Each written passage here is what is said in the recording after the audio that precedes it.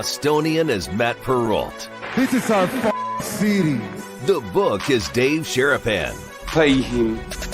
Pay that man his money. Together, they are the Bostonian versus the book. You covered! You covered 12! I covered! Follow the show on Twitter at Boston versus the book. How do you like them apples? Bringing you the best insight on sports betting news, Matt and Dave's daily picks, and an entertaining and unfiltered dive into the sports betting industry. Here's Dave Sharapan and Matt Perrault. And here we go.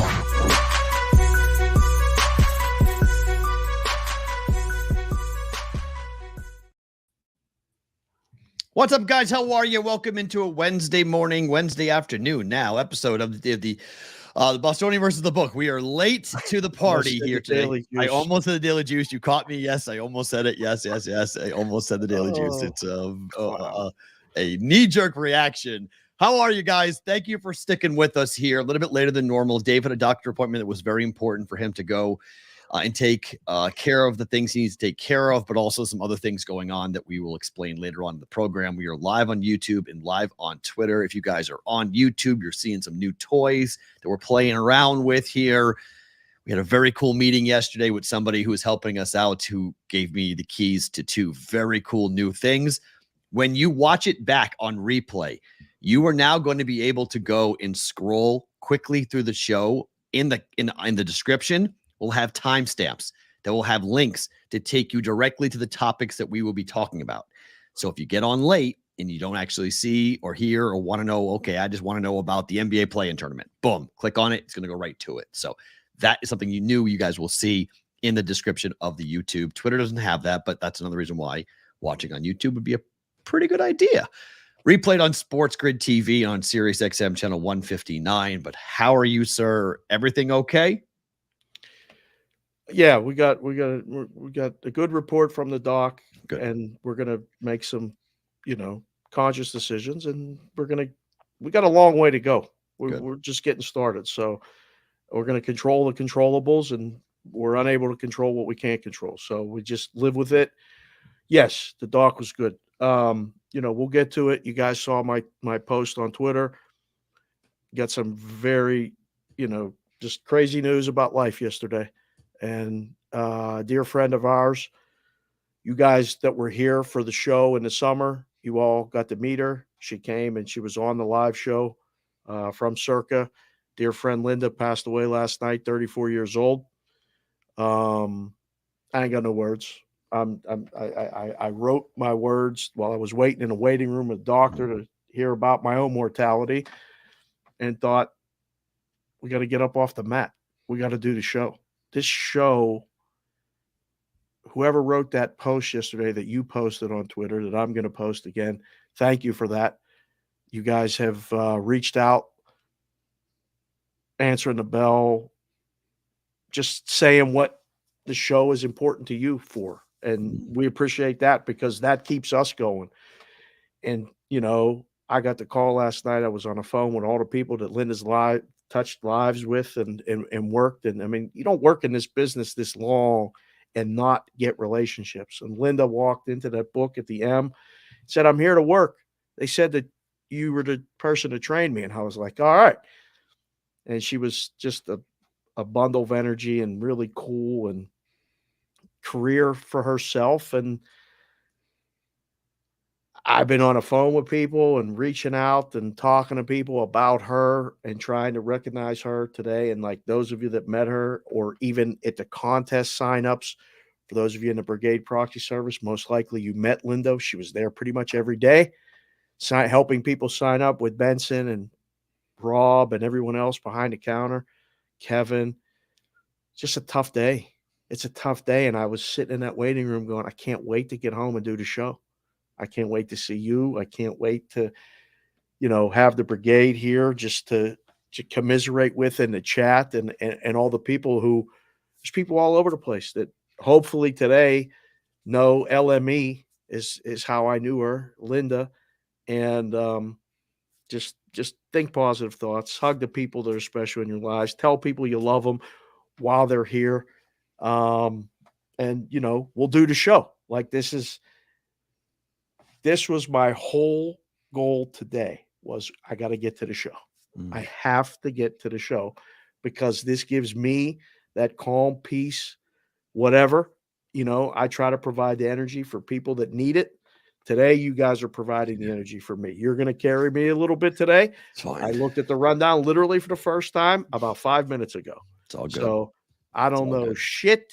It's good. I haven't looked at any NBA, any NHL. It's the last thing on my mind right now, but you're still doing it. And that's why we're here. So thank you for that. For those of you guys who have come to now call it FTAT, which is favorite thing about today, we're not going to do that today. We're going to dedicate this show to Linda. There is no favorite thing about today because this is a tough day. And so we're going to pass on that today. We're going to move off of that for just a day. We'll get back to it. It's a positive thing. We like to end the show on a positive note, but it's not a positive day. So we'll talk more about Linda during that segment, share some of our memories and share some of our thoughts on it. So just for those of you guys who stay throughout the whole show, at the end of the show, we do a thing called our favorite thing about today. It's a tough day today. So our thoughts, well wishes, prayers, and everything that you want to say in these moments to the Circa Sports family. I feel for you guys who worked with Linda every day. Big hole left there. People who had desks next to Linda and people who worked similar shifts to her, and Jeffrey Benson and the entire staff at Circa. Tough day today for those folks. Good people at Circa. So we're thinking about you guys as well. Losing someone suddenly like this and shockingly at 34 years of age. It's not a common. 34 is 34. That's really, really young. It's too. Can't make sense of that. No, you really can't. Okay. Let's try to talk about last night a little bit here in transition to the sports side of things and go back into the toy department for a second. But Florida State is in the top 4. Last night, the committee came out and I don't know if they shocked people, but they decided that this is what they put up for the 4 teams that are currently in the college football playoff. They are all undefeated. Georgia's number 1, Michigan's number 2, Florida State is Washington's number 3, and Florida State is number 4. 11-1. Oregon is above Ohio State. Texas is 7. Alabama is 8. For those of you who keeping track at home as to where the one-loss teams currently are. There are a lot of Longhorn fans who are clamoring and praying for Bama to beat Georgia to start this chaos that will be, they believe it would end with them in the playoff. Do you have the heart to tell them that there's a decent shot that Alabama gets in over Texas? No. Because I might be crazy, but I really do think there's a shot that Bama gets in over Texas, even with the head-to-head, even with the Big 12 championship. I don't know. It's a hard sell, right? But they're going to try to square that circle if they can. I know. And Oklahoma State can help them. True. Big time. By beating Texas or taking them to the last second. Field pushing goal, them. Something. Whatever. But I don't know. I mean, that graphic that has Washington in the 3 spot. They can lose. Which is perfect because they're 10-point dogs. Right. So they're 10-point dogs. So, it's not a foregone conclusion. They got to play the games. That's why they play the games. But you put Georgia wins and beats Bama. They're in a 1 spot. Michigan wins. They're definitely beating Iowa. They're 2. Yep. You just jump that Pac-12 champion right into that 3 spot, and Michigan plays Oregon in a traditional Rose Bowl matchup in the last year of the Pac-12 in the Rose Bowl, 2-3. Big. And the 4 seed is the question, the graph. If Florida State wins, are they in? If they're not, somebody's going to come looking for somebody. Because this is the problem. How do you tell those kids in that school they're not in? I would agree, but they're going to be double-digit dogs to Georgia. Might be 20. So forget about double digits. It might be 20. So you're talking about a school, but all right, so let's play this out. Florida State loses outright to Louisville, okay? So now the 4 spot's open. That's the easy. That's what I think they would rather that than having to justify putting Florida State in or passing on Florida State being undefeated. Agreed. Have Louisville win. But who gets in? Because the 3 seed, let's say it's Oregon, right? Texas. Is it Texas? There's 7. So you're going to, Ohio State's not playing. So you're jumping the Big 12 title, then jumps Texas over Ohio State. Because Ohio State, look where what they have done. This is where Buckeye fans are all going, hold on a second. Look where Ohio State is. They're at 6. Oh, no. Okay. So if you knock out Washington and you elevate Oregon, you put Oregon the 3 seed, Ohio State would go 2, or Texas would jump them because of the Big 12. And you could justify it saying Texas won the Big 12 championship. Texas is the 4 seed and they are in. It's possible. And look at the brand names: Georgia, Michigan, Texas, Oregon. Are you kidding me?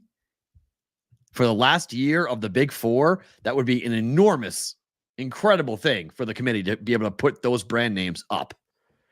Georgia, Texas in the Sugar Bowl in New Orleans.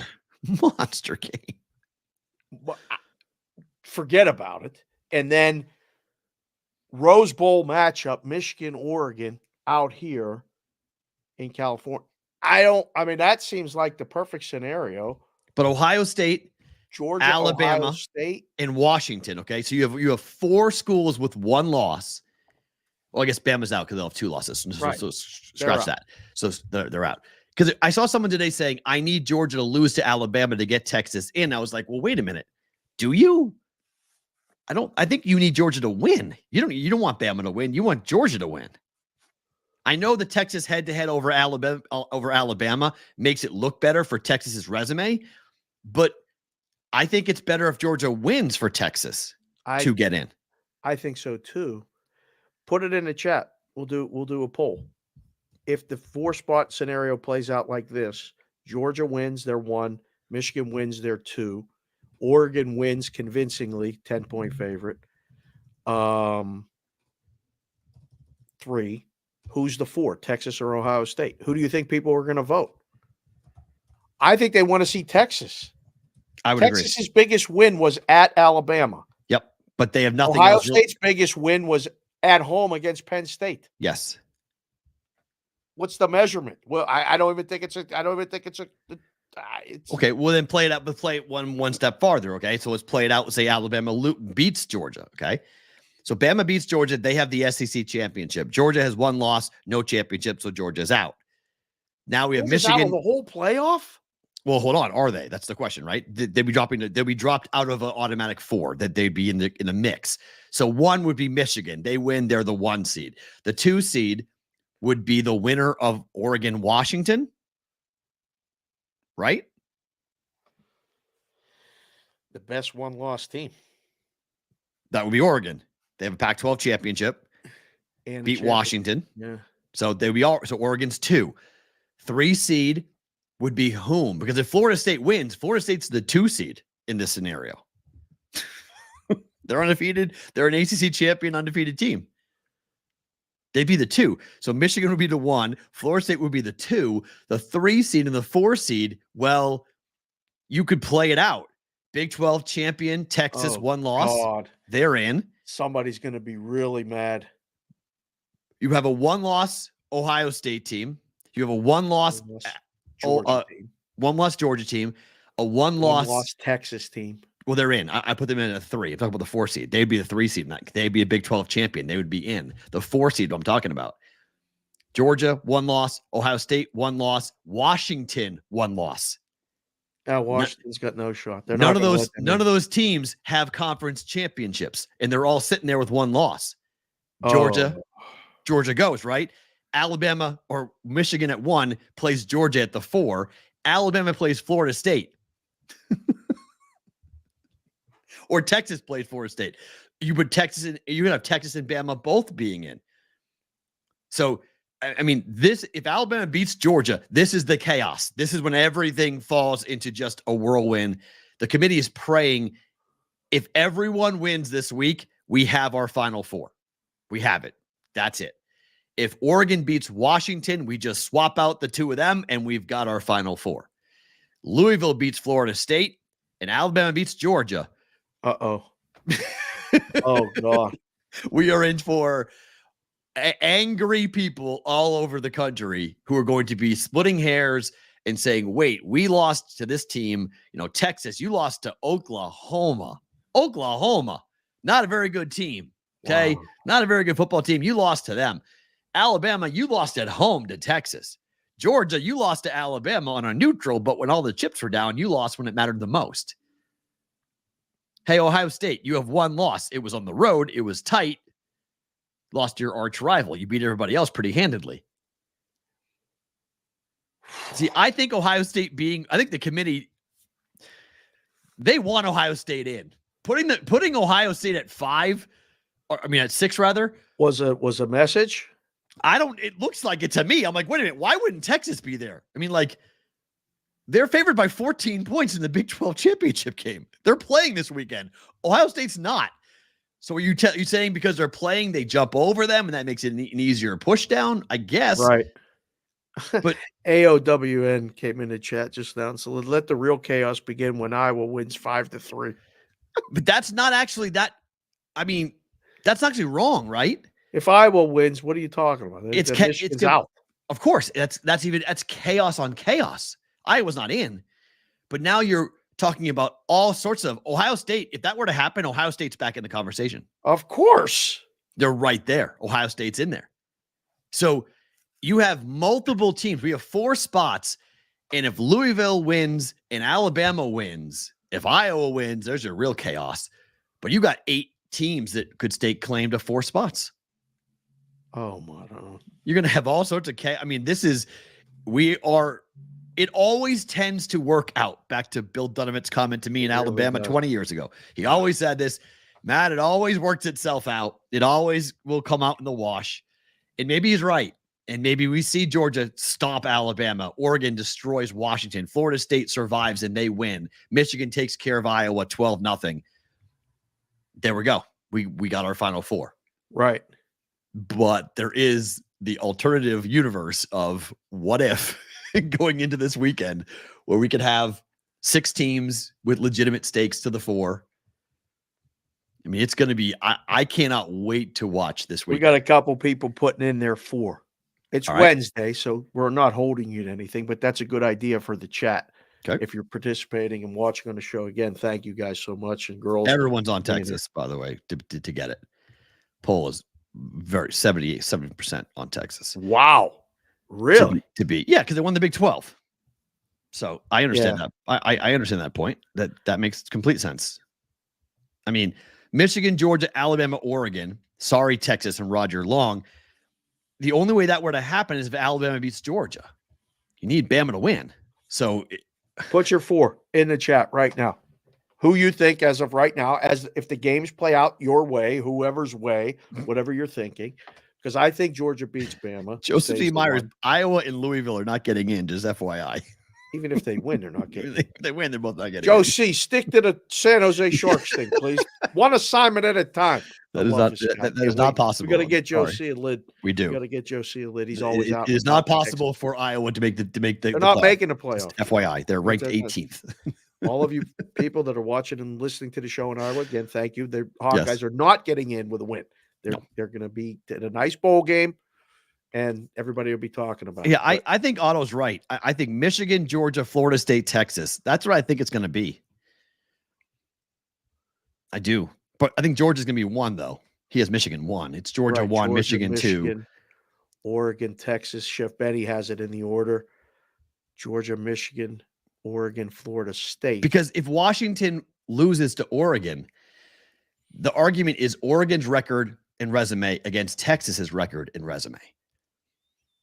It's going to be, Oregon, I would put Oregon in. Let me correct myself. I would put Oregon in over Texas. So no, I wouldn't have Texas in. I would have Oregon in there because of losing to the team or beating the team you lost to. That revenge factor to me makes Oregon's record better than Texas's.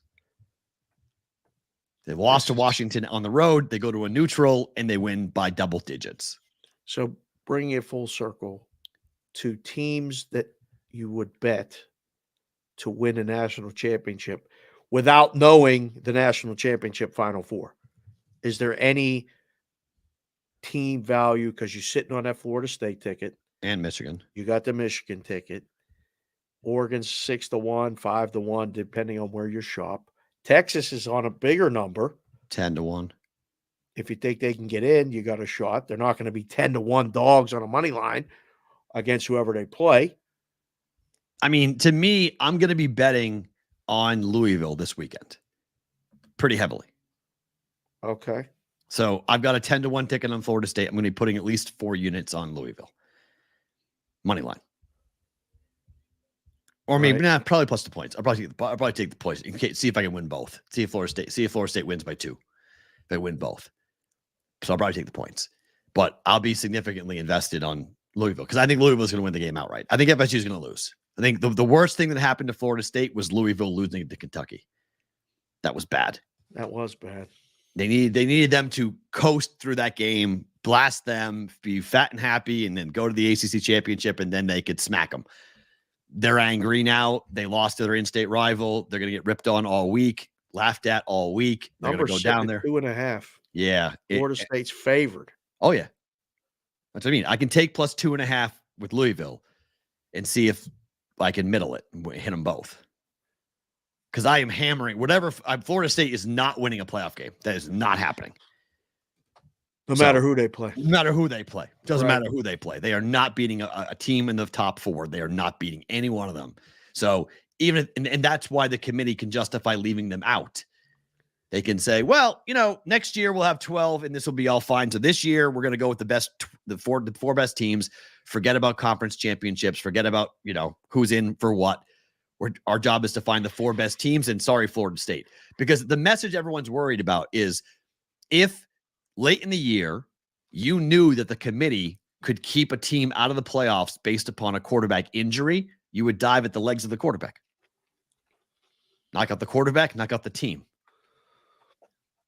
You don't want that message sent to the other 21 starters that are on that roster that say, wait a minute, I play too. I play hard, and you tell me the quarterback is all that matters? That's it? Football Guy 97 asked, would you grab Louisville plus 2.5 now? Do you see the line moving to 1.5 too? Yes. I do. It's going down before it goes up. It's not going back to 3 again. I don't think we're going to see 3. I think the message has been delivered. Anytime there's a 3, it's bing. Yep. Disappears pretty quickly. So yep. It's going to be – there's only Florida State fans and the people around the people have Louisville rooting for them. Everyone else is – the college football world is rooting against them. Yes. And everybody's a Louisville Cardinal fan. And I think that's going to matter. I think not that the fan base is cheering against them. It's just you're asking Rodemaker to play the game of his life. Maybe he will. I would love nothing more for Florida State to shut everybody up and make it, and then actually play and have a good effort and do something special. I don't think this injury is catastrophic at this level. And again, Louisville had a very good season. This offense for Louisville is good. It's good. They can score. I'm not sure FSU's offense can keep up with Rodemaker. What if Washington wins on Friday? Okay. There's one spot left. And it's Florida State's if they win. FSU wins, we have our Final Four. That's it. We have it today. The easiest thing for the committee right now is all 4 teams that are currently ranked in the top 4. If they win their games on Friday and Saturday, we're good. We're done. There's no controversy. But one of them's a 10-point dog, so Doesn't it's matter. not happening. ACC champion, they're in. SEC champion, Pac-10, Big 10 champion, Pac-12 champion, ACC champ. There's your Final Four. We're good. Sorry, Texas. You lost. Shouldn't have lost. Saturday's going to be electric because the Georgia-Bama game is in the middle of the afternoon here, and then the night games are all right. And the chaos. Well, normally I'd be watching a Big 12 championship. I got to be honest. The only thing compelling about that is the total. I've been watching Louisville and Florida State. It's high. Do you remember when Notre Dame got in as the 4th team when they first did this 4th? Yeah, everyone was furious. They were 17-point dogs. They didn't cover. They got destroyed. And FSU is in the same spot. All of us in the books, we were laying whatever we could under 17. We're like, Notre Dame ain't going to score. They're not.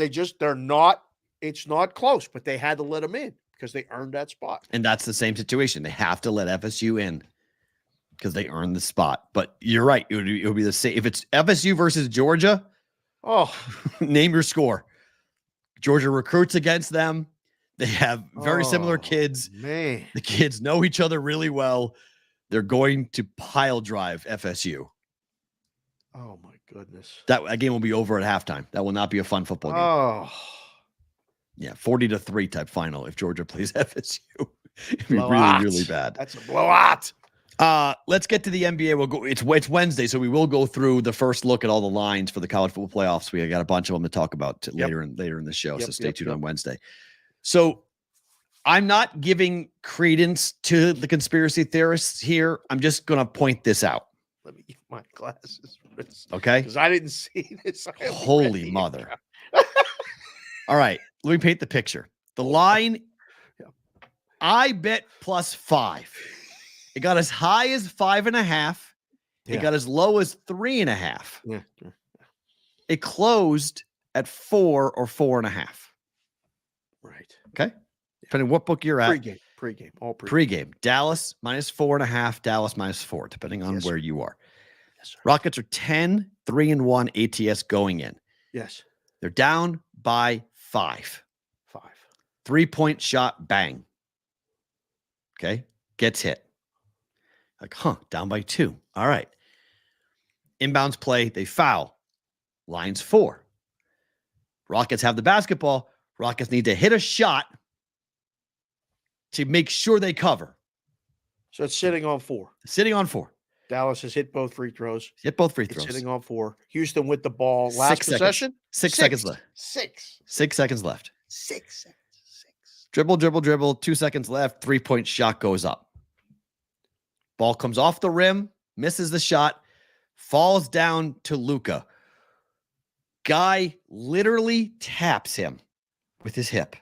Goes up, tries to get the basketball. Little doink, little tap. Little hip. Yeah. Very easily could have been let go. Oh, yeah. Very easily just let the game roll out. 4-point win. We're all good. Scott Foster blows the whistle. Yep. 2 free throws. 2 to the line. Over the back. What was it called? Over the back. Block. Just push. loose ball foul. Loose ball foul.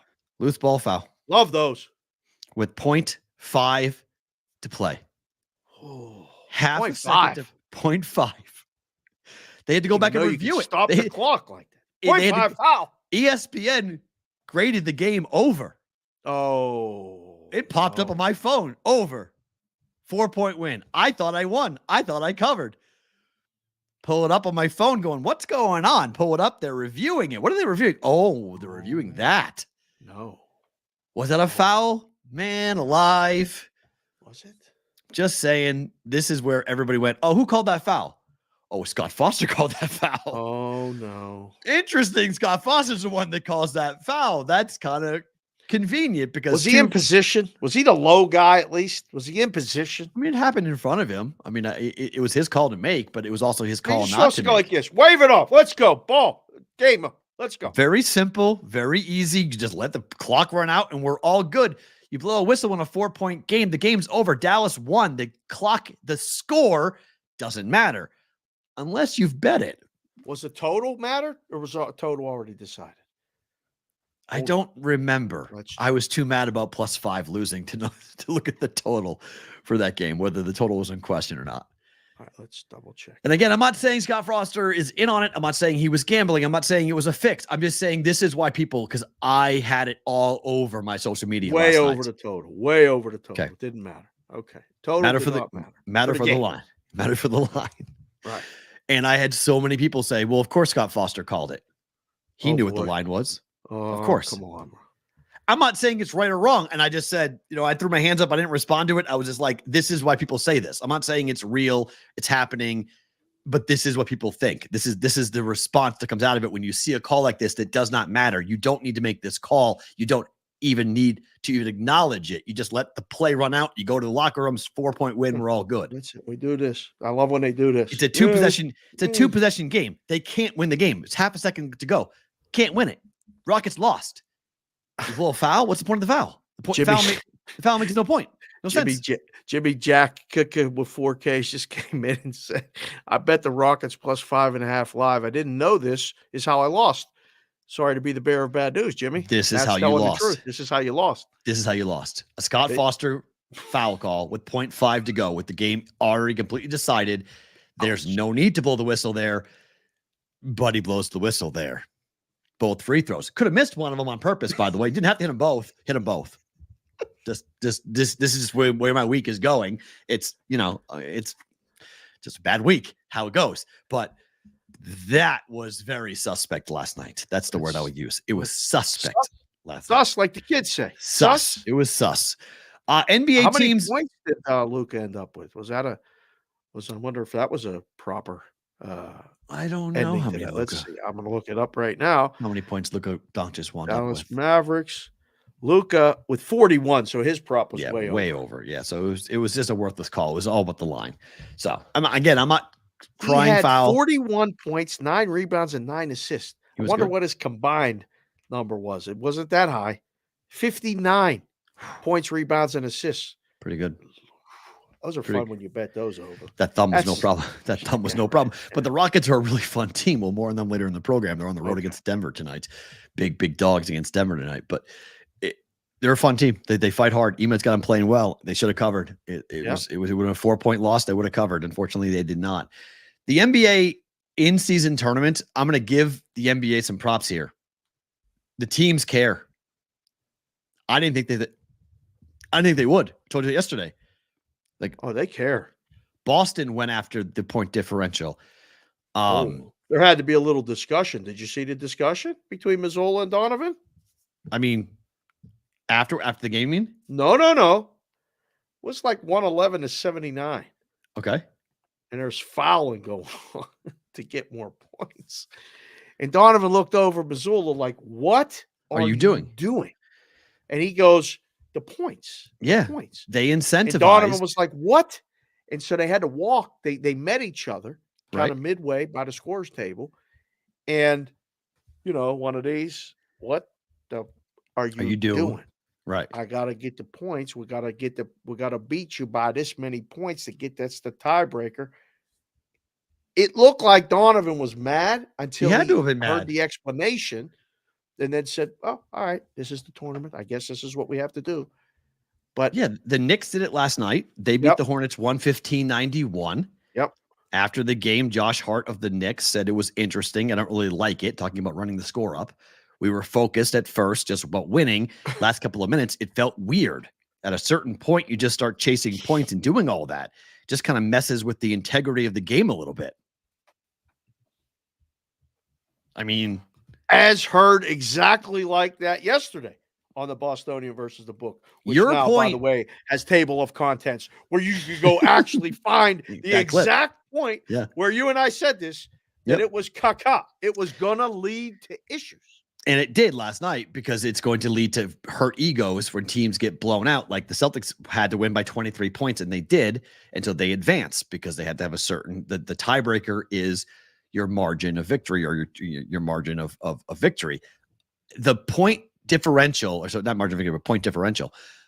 Your point on points allowed, I think, would go a long way to solving this.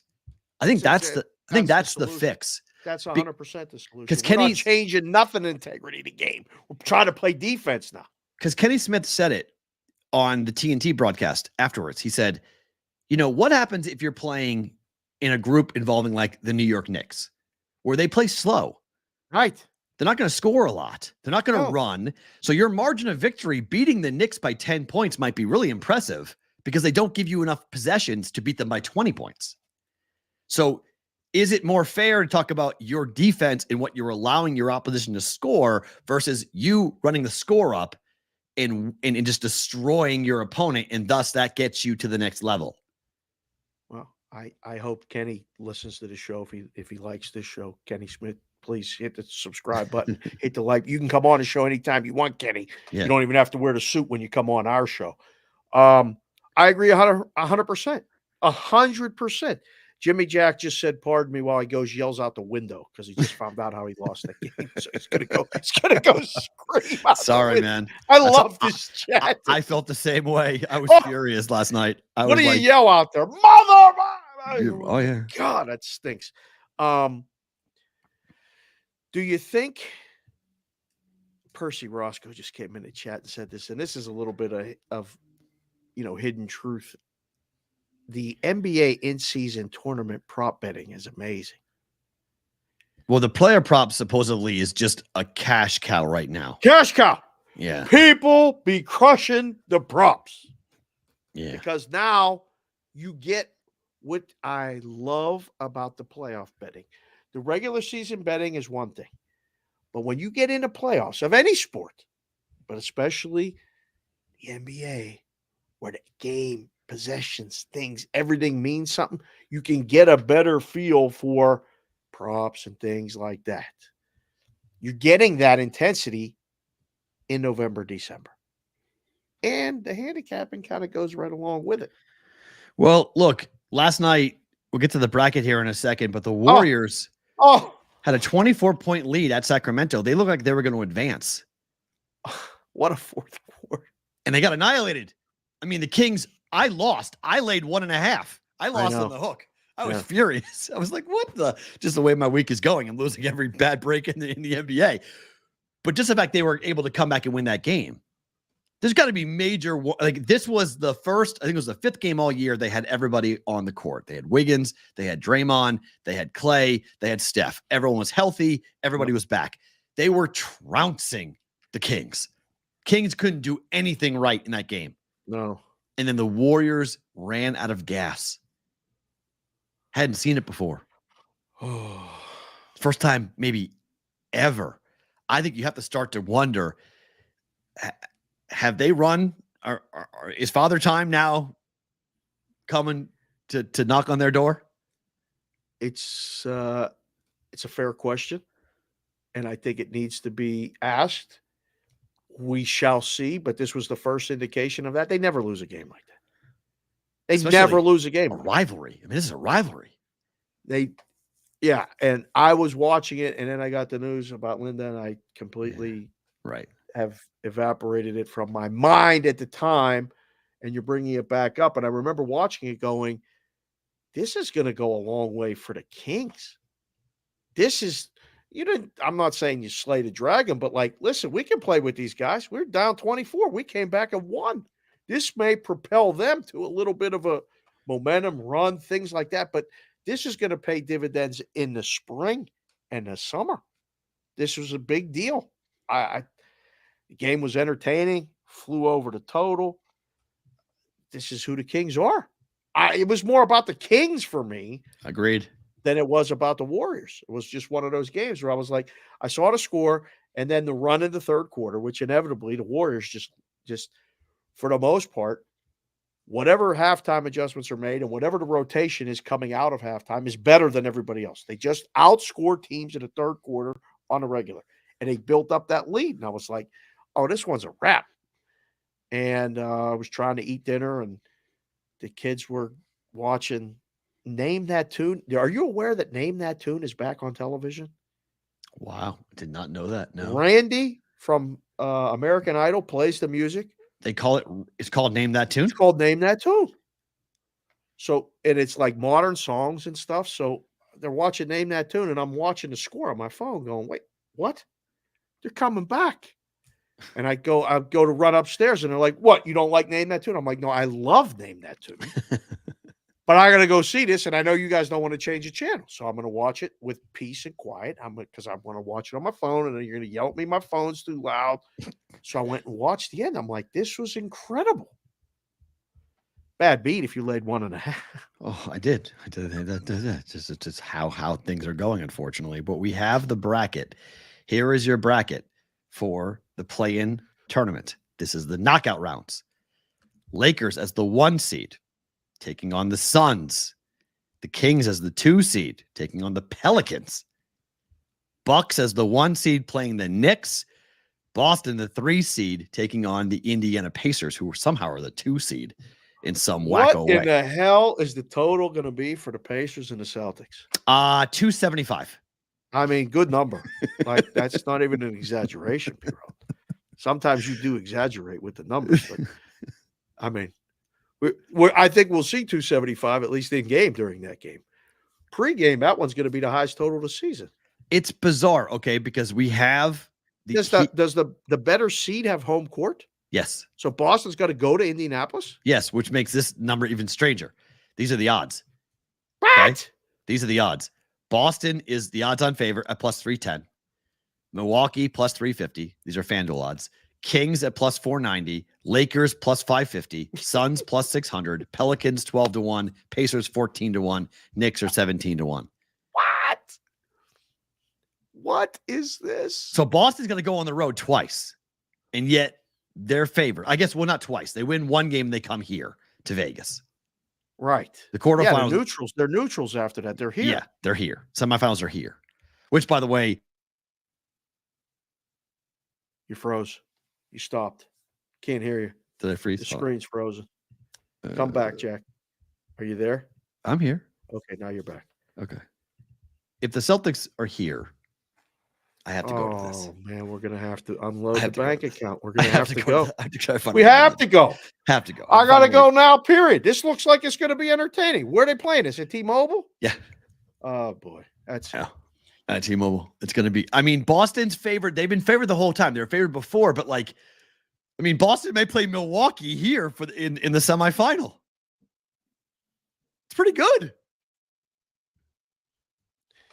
Can't believe it. I mean, it's an extra game, right? So, yeah. I mean, it's Milwaukee, Boston. The Lakers are going to beat the Suns? I think so. The Lakers are going to beat the Suns. And then Lakers, think about the West Coast and East Coast, like Milwaukee versus Boston, Lakers versus the Kings. There is a big conspiracy theory out there that the NBA is going to make sure the Lakers come here so the attendance is high. People are going to come. I think the attendance will be high regardless. It will guarantee attendance high if the Lakers are in it. Oh my gosh, yes. It will guarantee it. Imagine Boston versus LA for the Vegas for the championship in Vegas. Could you imagine that game? How fun that would be. Ronnie Parlay has just come in the chat and confirmed that he is working all 3 NBA games in Vegas. So Johnny, he'll be there. If it's Lakers, Celtics, you got to find me, Johnny. like sneak me, like leave the back door open Johnny, in T-Mobile Arena. Keep your text line open, Johnny. Just open that door. Let me just slide in. I don't need a seat. I'll spend the whole time walking around.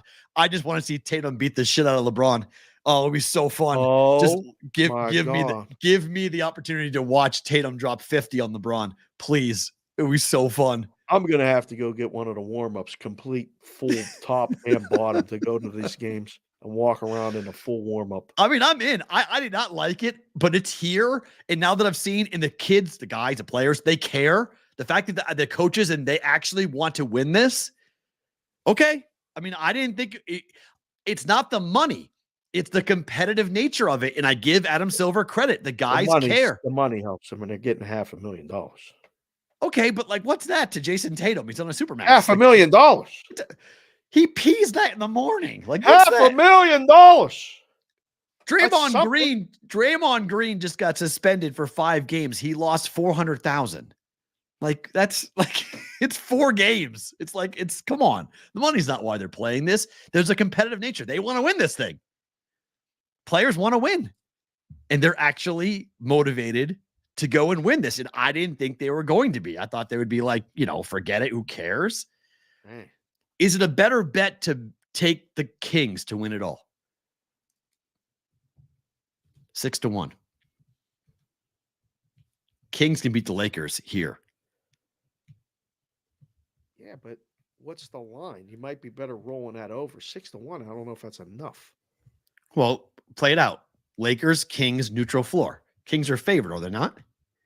Kings, it depends. It's close. Yeah, it's 2. I mean, it's not, So, but what are the Kings? Who they playing? New Orleans. Yes. Well, they can lose that game. They're not losing to Zion in New Orleans. What are you talking about? No, not losing to New Orleans. No. Lakers might lose to the Suns. That's For very sure. possible. That's very possible. But still, that's a win for the NBA. Either Phoenix or LA will be here. That's big for the NBA to have that. They know that one of the two bigger fan bases in the western part of the United States, drivable to Vegas, are in this. Yeah.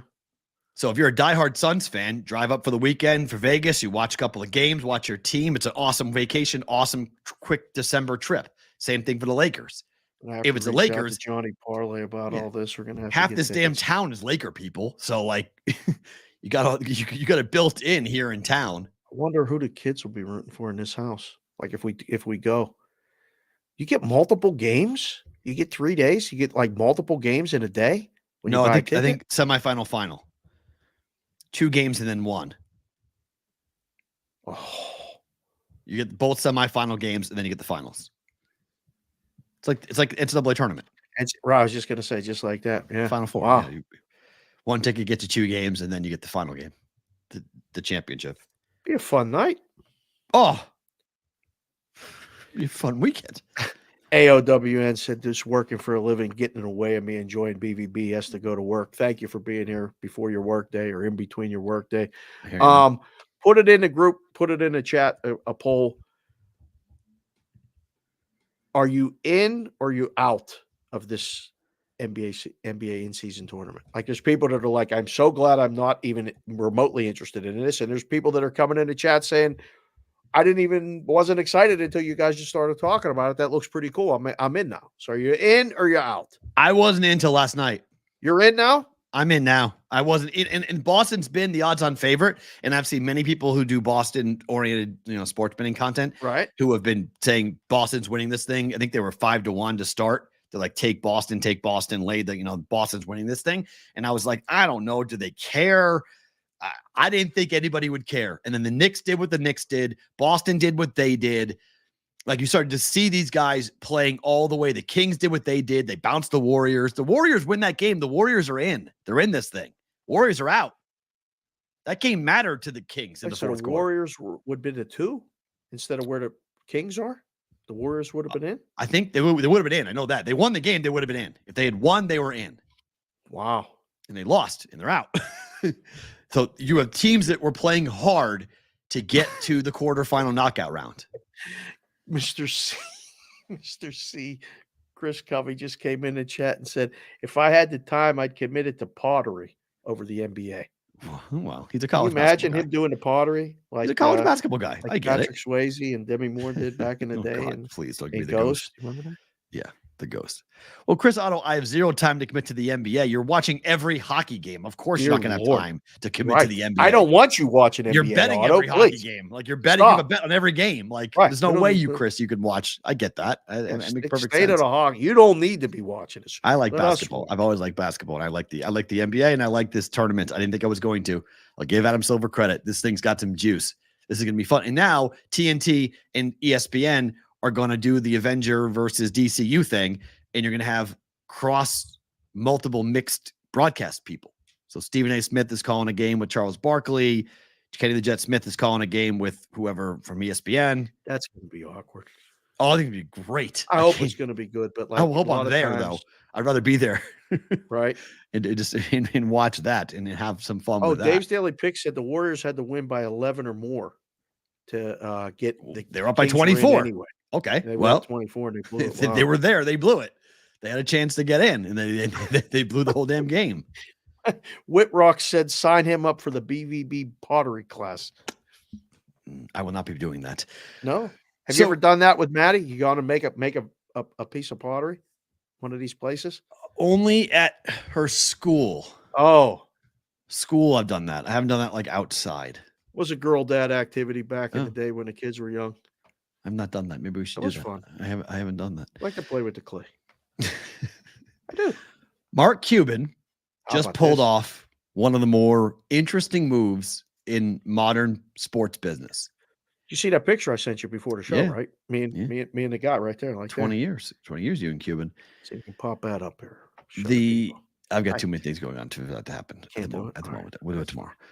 Mark Cuban sold his team.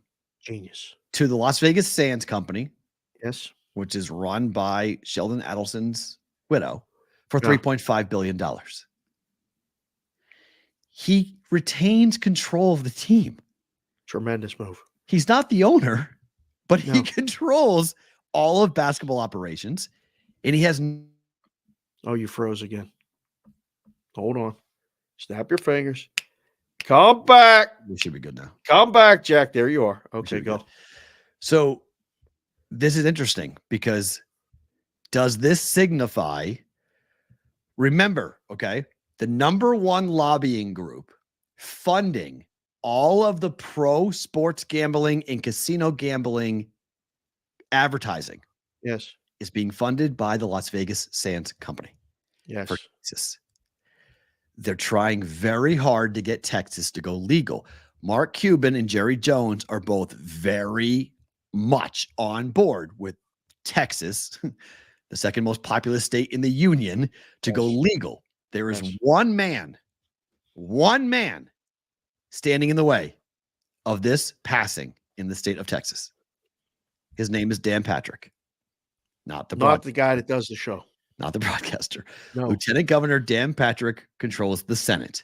Right. He controls whether or not a bill will go to, this is just the way that they work in Texas. Yes. This guy hates gambling. This guy has been on the record saying, we're not doing this. We're not going to, you don't have the votes. People don't want this, blah, blah, blah. Read this in The Athletic. This is wild. Okay. This comes from Sham's article talking about this. Dallas Mavericks governor Mark Cuban hasn't been shy about speculating about the future home of the NBA team in which he owns. Not soon anymore. While the Mavericks currently play in the American Airlines Center, about a mile north of downtown Dallas, Cuban envisions the team's future digs as a bigger and grander destination than a simple arena. Cuban now sees a Mavericks arena as a potential economic driver for the city and the state, as the centerpiece of a Las Vegas-style casino and resort located in the heart of Dallas. He said, quote, my goal, and we'd partner with Las Vegas Sands, is when we build a new arena, it'll be in the middle of a resort in a casino. That's the mission, Mark Cuban told the Dallas Morning News. Does this sale signal anything to you that we might be closer to Texas going legal soon? They got to get casinos legal if they want to have brick and mortar. Mm-hmm. Right. They're voting on it this fall. Or no, this spring. Sorry, not this fall. This spring, I think it is. 24. Mm-hmm. Yeah. Yeah. I don't think they'll have, this has to happen first before they have sports books on your phone. I don't think they pass any legislation to allow sports books on your phone until they get the brick and mortar in. The partnership with Adelson is very interesting because that group, family, Sheldon himself was always adamant about the brick and mortar. The Venetian Palazzo, cornerstone of that corner of the strip, and adamant about come to the casino. So, listen, Mark's a smart guy. And it's crazy how all this stuff comes full circle and all these things. Mark Cuban's first job was at our family store in Pittsburgh. That's nuts. Okay. His first job, he came in and told my dad and the other guy he was going to come in and sell stamps. He wanted a case, a display case. He was going to sell stamp collection in the store and break off the store, Ralph's Discount, a piece, but it was his deal. He impressed my dad so much with the ability of the sales job. Him and my Uncle Zach at the time, they said, yes, do it. Okay, we'll do it. What do we got to lose? We don't sell stamps. There it is. So me and Cuban loved my dad. Absolutely loved my dad. Mark's dad was a car upholstery guy who fixed my car. So Artie, I would take it up to the place, drop off my car. Somebody put a pencil through my roof of my car, my Volkswagen Cabriolet convertible that it had a cloth roof. Somebody put it through just to be a jagoff. Okay. For whatever reason. So I had to go. My dad said, go see Cuban. Go up, hey, and he's like, what happened? I come out of practice, and there's pencils, 2 pencils in my roof. Some asshole put pencils through. Oh. He fixed it. One thing led to another. Mark moves away, sells Yahoo, broadcast.com, all that other stuff, buys the Mavericks, and I'm in Phoenix. I sent him an email. Hey, can we get together next time you come to Arizona? He responds in 5 minutes. Yes, I love your dad. I'd love to see you. You got 2 tickets. Bring somebody, blah, blah, blah, blah, blah. He could have been nicer. I brought Smoke, my brother-in-law, and we hung out that night. He went and watched the game from courtside, but he could have been nicer. Then I run into him multiple times as he's coming to Vegas with the Maloof brothers at Shaq's roast, comedy roast, and all these other things. And I introduced him to Jess, and couldn't have been nicer. But the whole time I'm thinking, this guy owns the team. He's one of the wealthiest people. He's on Shark Tank. He's leaving Shark Tank. Madeline's crushed. Right? But I've been trying for a year to figure out a way to get us in front of in Shark Tank, BVB, and say, hey, Mark, what do you need us to say? Let's write this deal up. You get 50%. You have 50%. Right. Make it work. Right. But this news came out. I literally just saw it 5 minutes before the show, and I'm reading it, and I'm going, he's a step ahead of something. This move, whether it's the valuation of the NBA team's going to go down, I don't know what the move that he's ahead of something. He's a step ahead. Dave, he's running for president. Mark Cuban's going to run for president. This move is he's running for president. You want to know what he's doing? He's running for president. Yes. The president of the White House of the United States of America? Mark Cuban, you will know if he wins, you will know the president of the United States. Yes. That's what he's doing. He answers the email. Holy shit. That's what he's doing. You want to know what he's doing? You asked. I wasn't going to bring it up, but since you said, what is he doing? That's what he's doing. He's lining up a run for the White House in 4 years. That's what he's doing. Kids aren't going to believe this. He's building a war chest. He's going to start he's leaving Shark Tank. He's unraveling himself from everything that has his current occupancy, his current attention. He's unraveling it all. And then he'll have a 2.5-year campaign, run for president. Is this a Perrault thing? This is real? I'm asking. This is real. Yes, I'm not making this up. Mark Cuban. Is this opinion or fact? Can I find this thing? I'll find you different. Look at the chat. The chat will tell you. Put it in there. Put it in. Is Mark Cuban running for president? Yes or no? Put it in a poll. We'll see what the people say. This is unbelievable. So here the kid is from Mount Lebanon that was selling stamps like 50 years ago, and Ralph's is going to be running for president. Yes. I got to get my ducks in a row.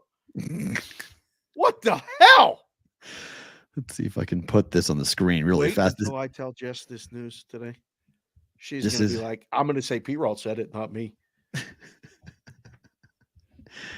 This is from 3 hours ago. What? What? Is that a legitimate news source? What is that? Don't be surprised if Mark Cuban runs for president. I'm not making this up. Like this is real. This is what he's doing. He's unraveling himself to run as a third-party candidate. Put this on the never in my life would I have thought this on the check mark bucket list. Check, whatever. Yep. I'm stunned. Yeah. So that is why Cuban's doing. So what he's doing is he's going to build an arena. He's going to revitalize downtown Dallas. He's going to have a casino resort in Dallas built. The Mavericks will be owned by somebody else, so there's no conflict. He'll run the basketball operations for as long as till he runs for president full time, and then he'll hand off those roles to somebody else, or that's what he'll do if he loses. He'll go back to running the Mavericks basketball.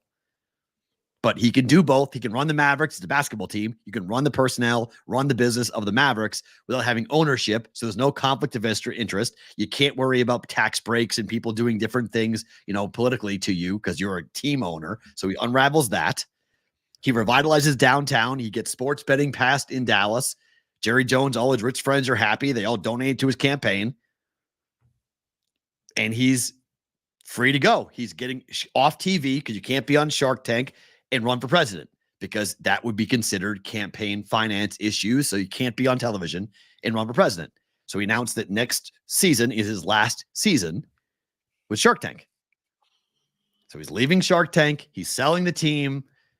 It's all being telegraphed. Oh my gosh. I can't, I don't even know what to say. Usually I got something to say. I got nothing to say. For the chat, Roger Long, he went from Pittsburgh High School, graduated, and went to Indiana University, went west. So he started in Pittsburgh, grew up in Pittsburgh, went to Indiana, from Indiana down to Texas, been in Texas since. I mean, I guess George Bush owned the Texas Rangers. And this would be unbelievable. I don't even know what to say. Just saying. Watch how many people from home have been like thinking about this going, well, I got to get me a government job. I'm going to ask Mark for a gig. Like that's what people do. We were talking about that when it's just 20 years ago that I sat with him at that Suns game. Right. And, we talked about just different things and it was really cool. I mean, I just like, my brother-in-law spoke was like, he really liked your dad. I'm like, yeah, there's a lot of people that did. It's just really cool.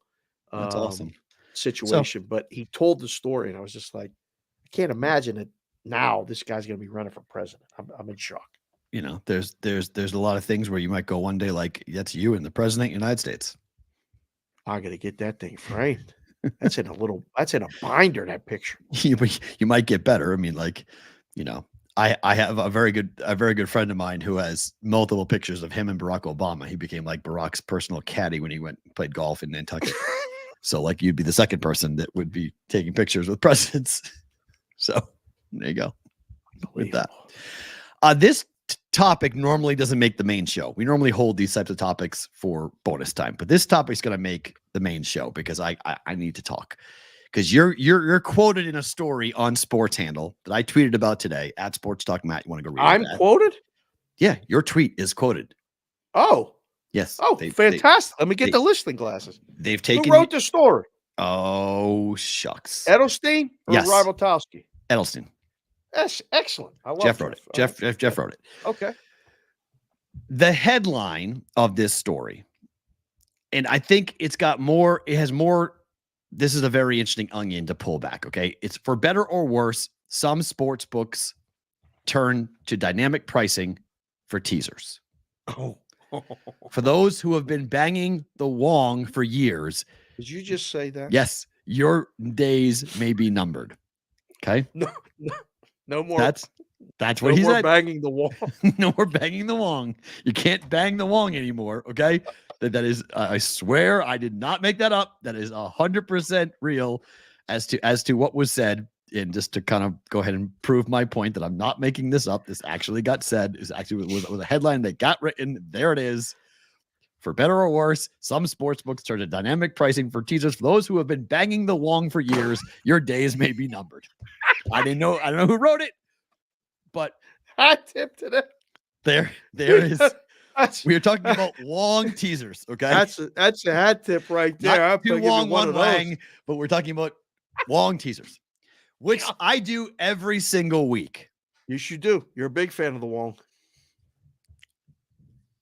ESPN Bet is now on the record by saying that if one leg of your parlay pushes, the whole thing, the whole same game parlay, the whole thing pushes. Yes. Goodbye. We're gonna reconfigure it. Nope. Goodbye. In this article, there are people who I respect who are now saying that the minus 120 days are gone. Of teasers. That now you're talking about two things. About the parlays is one thing. We're not talking about that. We're talking about the wong teasers now. But ESPN Bet's the same thing. They're doing both of them. They're both at the forefront of this new idea. Okay. One is we're going to reprice and literally just void your bet if one pushes. And then we're going to give you different prices for different teasers. Not to mention, just a little spin twist on the same game parlay. Say you do 5 1 push, 4 win, the whole bet's a push. Yep.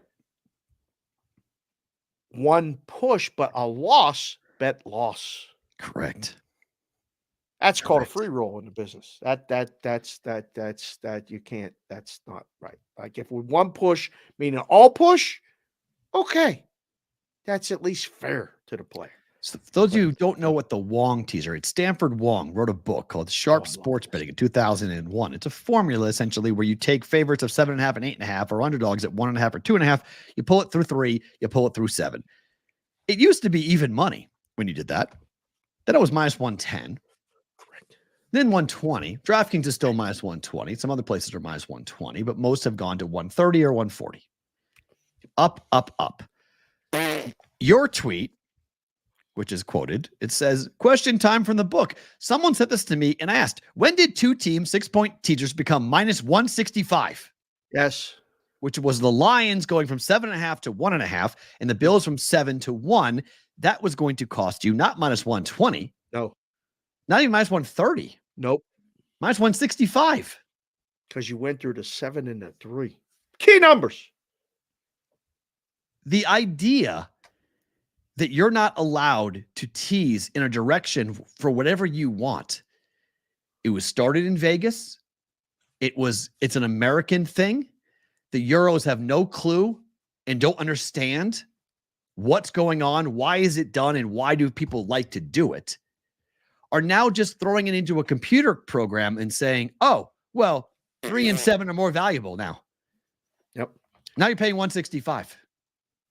Oh, but if you go the other way, if you took 7 and go to 13, well, I might give you plus money on that. I might give you plus 106, plus 105. And the idea that Ed Miller, who I respect a ton, I love Ed, he's quoted throughout this story saying this is a good thing. Like, this is a good thing. He's saying people should like this. Well, because there got to be a way to beat it. He's like they're gonna tease the dogs. You could get a 2-team 6-point teaser plus money. Yes. You know, if you it's possible. So yes. you got to work around the good numbers where the book's going to change the prices. The thing that the books don't realize is that the players, guys like Ed Miller and a lot of very smart people, are on the other side of the counter trying to take your breakfast, lunch, and dinner every single day. And they're going to figure out if you're going to change the prices. As the book, you got to put all the prices up and say, here you go. You got to apply for a license. Here you go. You got to have house rules that govern situations. You got to put all your cards on the table. While the guys on the other side of the counter, lurking in places, on their apps, in Discord channels, different things like that, are finding ways to take it all. They don't care. So they're going to find it out. I can't wait to read the article now because, I mean, Ed has a nice voice. Well, here's the quote, okay? Here's the quote. Yeah. You can't dogmatically bet teasers through 3 and 7 anymore. Well, fine. That angle is 25 years old. RIP to that as far as I'm concerned. This is the next stage. And I think it's absolutely where it should go.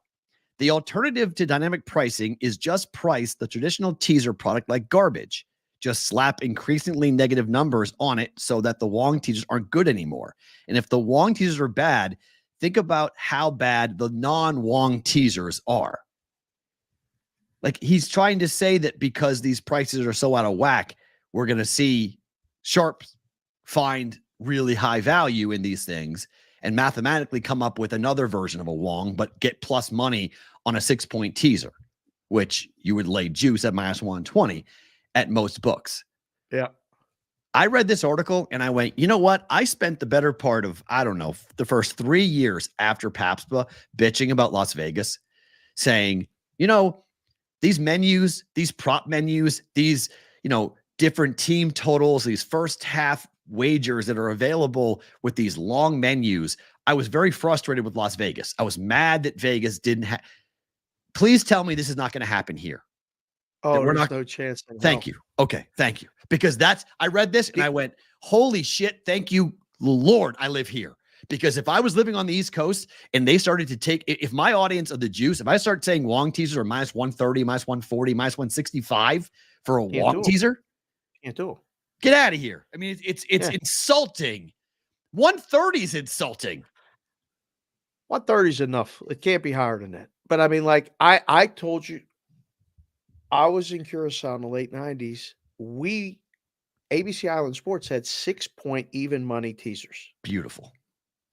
It was alarming the way that we would get the teaser action. I mean, it was alarming. 6.5 points was minus 110, and 7 points was minus 120. You pick. It didn't matter what you played. It didn't matter what numbers you went through. Write the tickets, write the bets. And, I learned a lot about it. It can be beaten. The numbers now, I think you can beat it even more. Back then, I felt like at least it wasn't a draw, but I mean, it was only a slight dog. It was maybe a little bit, they had an advantage, but it wasn't what it would be today. I mean, do you want to drive everyone to the local? Yes. I mean, I was just going to say. I mean, do you want to drive? Who's the competition now? Do you want to drive do you want to make everyone bet illegally? Like, is that the idea that you're going to, like, if this is what people like betting teasers, I like betting teasers. They're a lot of fucking fun. Like, what you don't understand the person you're marketing to if you're going to start to rip them off because they're going through 3 and 7 because you're losing as the book. You can't manage your money well enough as the book. So the idea is I'm not trying to win 60%. I'm trying to win 75%. I'm taking it all. Like it's just not like this is bad. Like this, and I haven't been angry. You've been angry about this for a long time. I haven't been mad until now. It's impacting me, and it's cut. And now you're coming after people. This is something that on NFL Sundays people have done for years. And I look, Ed's way smarter than I am and knows way more about math. But the idea that like that angle is dead, oh well, no, I'm not going to throw my hands up and be like, oh well, that's dead. I'm not going to take that, and the public shouldn't take that. Where you accept this as a reality, as well, we're the new book in town, and we're going to be the big boy. So yeah.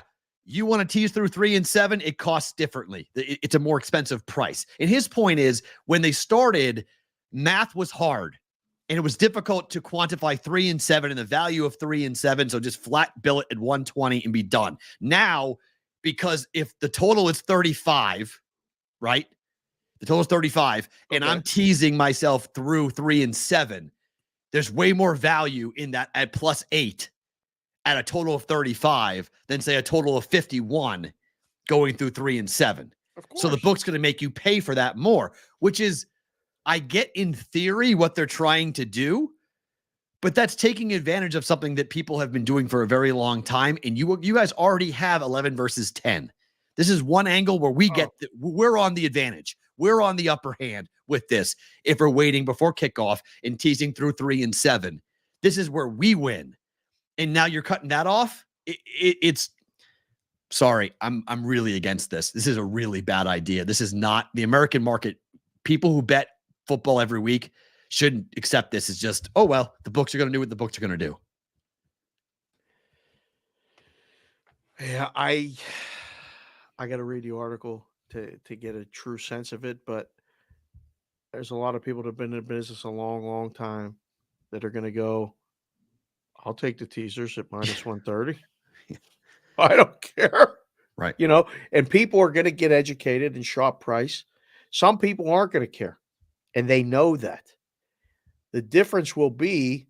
I think they will care. At 165, if I give you a Wong teaser, I'm saying it's 120 and you're betting $50 at 120 versus $50 at 165, people are going to notice. At 120, right? 50 wins 40. Mm-hmm. If you bet flat 50. Yep. If you bet minus 165 at $50, what's it? You barely win. $35? $35? 40 bucks? What's got to be $32? The exact calculation before I say it, the math guy comes at me. 165, right? Yep. 165. $30 and 30 cents. Great. Don't forget the change on the way out. Thanks. I'm keeping $10 times a million of all the transactions that get done. And if you lay 120, you win $41.66 if you keep the change. So that's a big difference over the long haul. And why the hell it's the milk comparison. If I can get milk at $3.50, why am I going to go pay $6 for the same milk? Eventually, I'm not. Unless I'm in a real dire straits and I got to get milk for something. It's the easiest sell. If I'm running a book, at a local bar, it's the easiest sell. Hey man, what do you pay for teasers? Oh, I'll give you that same teaser for $120. You will? Yeah. $120. Come play it with me. Forget it. I'm playing with him. Well, it's the easiest sell ever if I'm running a local book. It's all people have been looking at me like I'm crazy for a decade because I told them I didn't think going legal in the States was the best thing. I didn't think that was the best thing. And they were like, you just can't see it. You've been entrenched in Vegas too long. I'm like, no, I got guys. I started. This all is happening again. So then when PASPA passed, I was like, oh, all right. I knew it was going to pass. Reality came that it was going to expand the business and make it better, more opportunity. And then the way that it's come in and the way that it's happening, it's not better. It's not better for the consumer. I mean, having more competition is yes, but now if they're all making it so they want to fleece you all at once with the prices, that's not the business. This business is not show up, we'll take everything you got, and then leave. No, we trade the money back and forth. A lot of times, right. For a long time. Yep. And the book has the 11-10 advantage and everything else. So we try to hold a little. 8% would be unbelievable. It's great. I don't know where they came across and said, no, do the same game parlay thing. Push that on everybody. We'll hold 25%. Fuck them all. It's bizarre because it's like in this article, and I maybe we should have Jeff on because he writes, if you stay away from Wong's, the price gets better by a lot. Yeah. So hold on a second. So you're telling me tease it up. If I have a formula that I know works, what you're telling me is that you can't use that formula anymore because it wins too much. That's ridiculous. That's like saying Otto. It's like saying me going to pull Otto's numbers, and I'm seeing that the Golden Knights are the worst team in the first period. So I'm going to go ahead, and now I'm betting on that I should be paying twice as much for that because the numbers that Otto is showcasing, we can follow it into the worst team in the league. So I'm going to make you pay twice. Or you can't bet it anymore. Sorry, you can't bet first period unders anymore. Vegas hits too often. Sorry, you can't do it.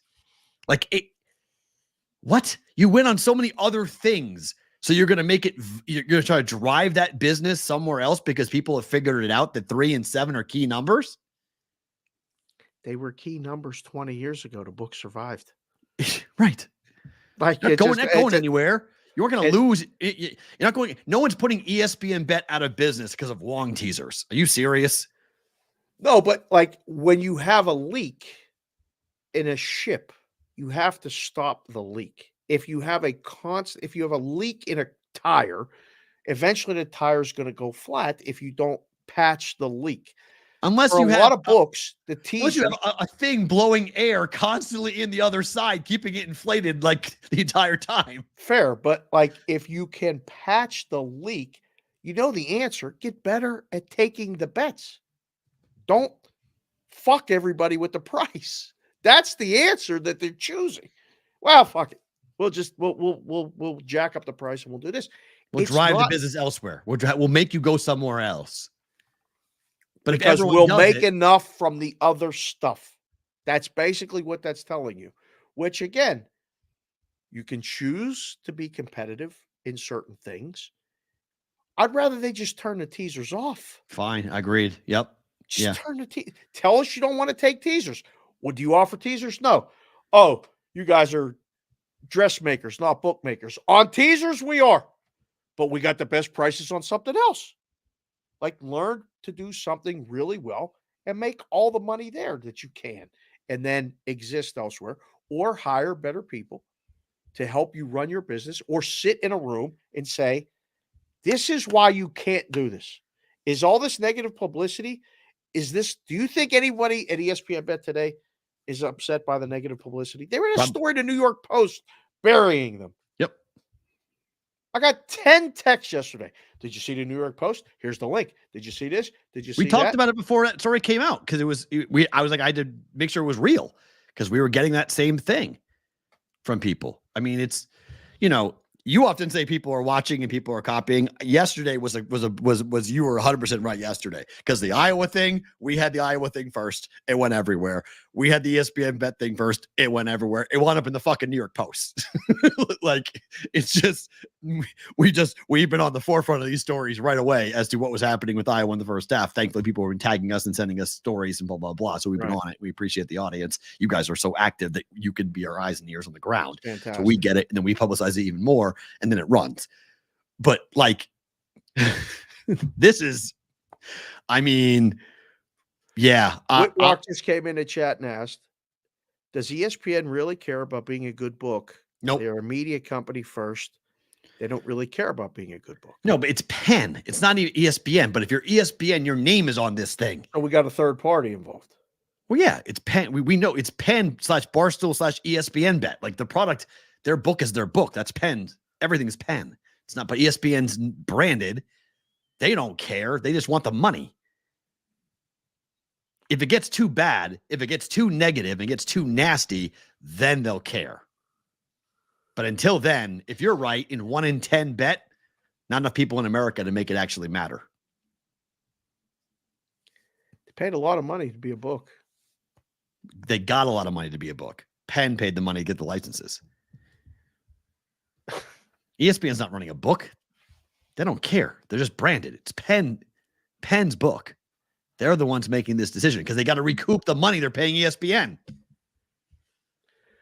not going to do it at those prices. Something else. A couple of quick ones here. Yep. Aaron Rodgers is practicing today. Yeah, you have to explain to me why. I mean, look, there's Rodgers at practice today. Looks great. I have no idea. If he gets hurt during this 21-day window, like they're not making the playoffs. No. Like Jet fans are like, he's gonna come back. He's gonna come back. He's gonna punk. We're gonna make the play. You're not gonna make the playoffs. Your team's not good enough anyway. Even if Rodgers comes back, you're not gonna make the playoffs. He makes you like a competent football team, not a playoff team. He's going to get hit badly. A lot. That offensive line is garbage. A lot. Garbage. Did you see Boyle on Black Friday? My man was getting hit. He kept getting up. And I'm thinking the whole time, Tim Boyle, right? Yep, Tim Boyle. Mm-hmm. Timmy, good job, buddy. You got 3 or 4 more games of this. You got to keep getting up. We ain't letting this other guy on the field. He's practicing. He thinks he's coming back.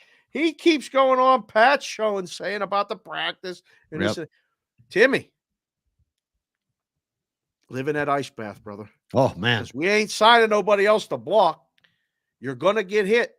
We'll try to get you quick reads and get rid of the ball so you don't get hit a lot. But you're going to get hit hard. We ain't letting that guy on the field. We can't. Why? Just somebody make it make sense to me as somebody who might be a coach, a fan. Why do I want to see Aaron Rodgers on the field if I'm the Jets? Why? Sell tickets? Make them feel good? Make the team believe that there's some miracle? You're the quarterback, Aaron. You just got to get healthy. You're going to start the season next year. We're going to go get this is something different. This is for Aaron. This is to prove medicine wrong. Stop. It is. Serious? That's what this is? This is Aaron to prove post-COVID that he knows more. This is Rodgers on his vendetta against, that's why he called Kelsey Mr. Pfizer. This is all about him saying, I know more than anybody else in medicine, and I'm going to do, as Pat said, something bananas. Pat said this morning, this is bananas. This is incredible if he does this. It's absolutely bananas that he could come back and play 79 days from rupturing his Achilles, which, again, I want a doctor to show me he actually ruptured his Achilles. Hold on, Dr. Perrault. You're saying he didn't? I'm not really buying it. I think the injury was far less significant than reported. If he comes back and plays, like you can't do this. Like, this is not possible. Like, the human body does not heal like this. And if it does, he's going to snap it again. Like, you're putting all of next year at risk by bringing him back. It's so dumb. Do it. Go ahead, Jets. Do it. But you're putting all of next year in jeopardy for a lost season so Rodgers can prove to the world that he knows more than doctors do. That's what this is. That's for Rodgers. That's what this is. This is just him. I'm right. You're wrong. I know more. I know how to do this. I'm going to prove everybody wrong. How old is Aaron Rodgers? 39. Yeah, 39. He's not 40 yet, right? No, he's 39 years old. Yep. He's older than 3 head coaches in the NFL. I don't understand why, at any point, why he's pushing to come back this year. I don't get it. I just don't get it. To prove he knows more. I know more. I know medicine. Doctors are all wrong. We can do way more than we know. I can take all this different stuff and I'm going to set a record to come back and show everybody what I can do. And then he's going to snap the thing again. And it's just going to be ugly. He doesn't necessarily have to get hurt, but he's going to risk getting hurt and never playing again. Well, I think he'll play again, but because by the sounds of it, this rehab hasn't been that difficult. It's been painful, but it's been quick. Oh, I don't know about that. So it's been fast, but it's a contact sport. He's going to get hit with a bad field. He's going to play on a bad field. Oh, that field has got to be. The problem. How many injuries has that field been the reason for? ACLs, or coincidentally, right. Why? ACLs, Achilles injuries. It's a lot. There's a lot of injuries happen at midlife, Rodgers included. Go right out there, Aaron. Go ahead. Meaningless football. Tip of the cap. I just hope that cooler heads prevail and they go, Aaron, look. The years need, we're not going anywhere. Okay. Like let's cool the Jets. Let's go ahead. And Percy Roscoe came in. If he takes us to the playoffs, then what? Perrault takes you to the playoffs. What do you want, Percy? What odds you want? What money you want right now? Jets in the playoffs. What's the on them right now to make the playoffs? Got to be massive. 10-1. Got to lay 10. Let's find out. To make the playoffs at FanDuel. Let's see. Got to lay at least 10-1. To make the playoffs for the New York Jets. New York Jets, it's minus 8,000. Okay. What do you want? What do you want, Percy? Minus 8,000. What do you want? Lay it. Come on, tell me. That's yes is 18-1. 80. Got to lay 80-1. Why would you even do I'll take it. You want to bet it? Let's go. I'll be the book. Let's go. Holy crap. What do you want it for? Jets aren't making the playoffs. Ain't happening. With or without Aaron. Ain't happening. Are they beating Atlanta this week? No. Are they home? Home against Atlanta? Maybe. They might. It's a tricky game. Ritter on the road sucks. So he's good at home, but he's not very good. Did you say Ritter on the road? Ritter. Desmond Ritter on the road. Did that R thing that you Ritter, do not when Witter. you do that Boston thing. Ritter. You said Ritter on the road. Ritter on the road. That's the Philly Boston combination. We both say R's is W. Wawa. We say Wiva. He just did it fast. I was like, wait, he just went back to Southie right there. Witter on the road. What? Our final story before we let go of Sports Grid is my favorite story before we let go of Sports Grid. For you kids, you may not remember this, but the picture on the right's real. Picture on the right is what happened when Bobby Petrino got fired as the head coach of Arkansas. Why? He was sleeping with a football assistant and she was on the back of a motorcycle and the motorcycle crashed. And then he had to show up with a neck brace and a face that looked like somebody took a cheese grater over it. And he had to go to the press conference. Bobby Petrino got hired as the offensive coordinator today for Arkansas. He's How? back. There is no shame in college football. None. Zero. I mean, can she come back? I want to know if Bobby's back, can she come back? Need a neck brace. Why can't she come back? If he's allowed back, why can't she come back? This is unbelievable. As was written today on ESPN.com, the hiring of Petrino is expected to require presidential approval as he was fired for cause. And they hired him back. In the school's termination policy, it states that, quote, an employee who has been dismissed for cause or has been designated by their campus or division as not eligible for rehire shall not be eligible for reemployment within any of the University of Arkansas systems, campuses, units, or divisions. Motorcycle accident, and I love the fact that they left this, misled his bosses about a relationship, an inappropriate relationship with his lover. She worked for him. She was a football assistant. He was sleeping with a football assistant. She was on the back of his motorcycle, and they crashed. And they hired him back to be the offensive coordinator. Konowinski said time heals all wounds. I guess so. His face too. I mean, this is unbelievable. This is so SEC. You can't make this story. If you told me what conference would this story happen in, 100% in the SEC, this story would happen. Right. No other conference in their life would ever be able to stand up there at a press conference and be like, Bobby made some mistakes. He paid for those mistakes. Bobby's now coming back. We're bringing him back. He's back. He's back in the family. It's good. He was sleeping with somebody very much under his like purview, right? Yes. She was really young, right? Yes. She had just got out of college, right? Yes. He crashed with her on the back, right? He stood at that podium to resign, right? It's in your bylaws that state you fired him for cause. He can't work here ever again, right? We're hiring him back. I mean, if you are recruiting against Bobby Petrino, don't you just put this picture up constantly? Like, this is the picture you put up and go, wait, you're going to play for that guy? That's the guy you're going to go play for? Like, you can't really be serious, right? You can't, in the SEC, you can't go play for that guy. Cheese grater face, you can't go play for him. I can't believe it. This story is awesome. I love this story so much that this actually is real. This is actually happening. I wonder if he can still call plays and stuff. Oh, yeah, he can. He's a good offensive mind. Yeah. Right. I mean, the Aggie offense was good this year. I mean, he was the A&M's offensive coordinator this year. He's good. You gotta make changes. I guess Arkansas had a really bad year. They're probably like, listen, we got to change it up here. What are we going to do? Call Bobby. Bobby who? Petrino. Like, what? See what he's doing.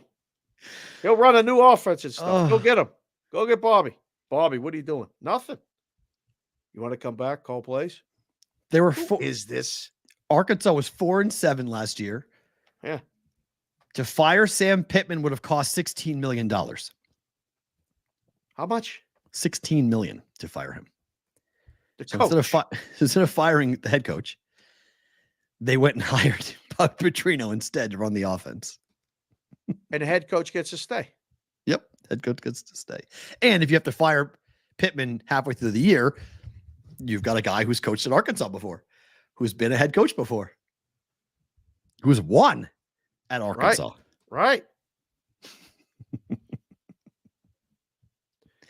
Remember this guy was all hit different now that, like, you're a girl dad, I'm a girl dad. Like this, some of these things, I'm like, what was she doing on the motorcycle? Like why was this even involved? Like, this is one of them things as a dad, I'm like, you talk about keeping the kids off the poles. We got to keep them off the motorcycles too. You got to be like, hey, yeah. Well, what off the 50-year-old head coach's motorcycle. Yes. Right? Yes. That's what I'm saying. Oh yeah. I don't know about all this. I need comment from said mistress. I want to know what her take is. I want to know how she feels. They ain't still together. No, but I still want to know. I still want to know what she thinks. She got her career is over. She was gone. Goodbye. Whoop. See you later. Never to be heard. They parted ways at the motorcycle accident, right? Yes, she got fired. He got fired. Everyone got fired. Everybody got fired. Goodbye. The whole staff got fired for this. Right. Everybody knew what was going on. Having an affair with a football assistant. Crashed his motorcycle. This is the ultimate second chance. Second Back chance. to the place it happened. I mean, it was different if it was going to like Auburn, different school. He was in the SEC. He was at A&M. He was already got the second chance. Second chance was he was back in the SEC. Yeah, I forgot about Somebody that. hired him. A&M hired him. Like he was on Jimbo Fisher's staff. That was the second chance. That was the holy shit. Really, Jimbo? You hired him? Whoa. That we thought that was rock bottom. Like we thought that was as low as the conference was going to go, that Bobby Petrino was back in the SEC. Oh no, he's back at the school that fired him now. Because Jimbo got blown out. It definitely the SEC is different. It definitely means more down there. Talk about short memory. They have no place. memory. They have no memory whatsoever. All they care about is, can you coach offense? Can we win? Yeah. We'll win. Got to forget about what I did otherwise. Oh yeah. We forgot about all that. Yeah, don't worry about that. That's all in the past. Yeah. You've grown from that, right? You're gonna. Can you imagine what the road games, like the whole student sections and stuff, they're gonna come with neck braces. They were before, yes. I mean, but now he's back in a big way, back in Arkansas. Right. I mean, it's so funny. It's like, Bobby, what are you gonna promise? I promise I will not sleep with the staff. I promise you. I won't sleep with anybody that works. I won't sleep with anybody that's on my staff. I promise you. Cross my heart, hope to God, I won't sleep with any co-ed that I hire anymore. Like what are you, like, you're bringing back this guy who, like, you could borderline call him like a predator. Like he was dating a woman half his age who was young and impressionable, who was working. He was her boss. And you're bringing this dude back to a college environment, to the scene of the crime. Yep. Hey, the chat wants you to put the picture up one more time before we sign off. It's so it's unbelievable. Like it's the best. Like that picture's the best. Look at the picture. Look at, he's on a neck brace with a Sugar Bowl hat that someone just gave him before the press conference. Were they in the Sugar Bowl? The story was I think the year before. I think they were the year before or something, but someone, they gave him that hat just to put it on because it looks so bad. His head looks so bad. His face looks so bad. Like, put a hat on, man. You got to put a hat on before you go in front of the media to tell everybody that you did this. I mean, like Tiger Woods had his bad press conference, right? He had to admit he was a sex offender and a sex addict. I remember that. His mom was right in the front row. Mom front row. Yeah, I'm addicted to sex and blah, blah, blah. Like that was awkward and weird. But Trino's press conference was worse than that. I'm gonna have to YouTube it. Oh, it's unbelievable. It's so funny. You have to watch it. And you have to watch it. It's 2012. Were you in the South? No, I left, but I was covering college football. So I was around.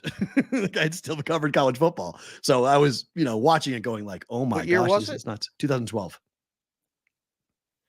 I was at the book. I can't remember the impact that had. Oh, it was awesome. I mean, the press conference is hysterically funny. It's just like, he can't move. Like he really got hurt. And they're like, who was the woman? Doesn't want to say who the woman was. Doesn't want to talk about it. Is she okay? Keep on asking about, is she all right? I remember we had it on at the book. I was working that day. Super awkward. Super awkward. Yeah, it was like a movie scene. Really bad. Guys, if you are looking to listen to the podcast, go and hit this QR code with your phone. Open up your camera, point it at this QR code. It'll take you immediately to the BVB Apple Podcast page where you can subscribe, leave a review, and then listen to the podcast. If you ever have to bounce out of here, you can't watch the whole show. Great way to catch up is do it via podcast, audio podcast. Yes, Audible. It is on Audible. Somebody today said, hey, I just found it on Audible. Yes, it's on Audible. It is on Spotify. It is on Apple Podcasts as well. That QR code will take you directly to BVB on Apple because most of you guys are on iPhones. So that's a place to go point your phone there to go ahead and jump and be a part of that. So do that, leave a review, and then great way to listen to the show as well for us here with Apple Podcasts. Back tomorrow for another episode. If you guys are live on YouTube and Twitter, don't move. You guys are getting even more from us. But if you're on Sports Grid or SiriusXM, thank you for being here. We're back tomorrow. Same place, same time. For the rest of you, you are getting bonus time. Ooh, wrong one.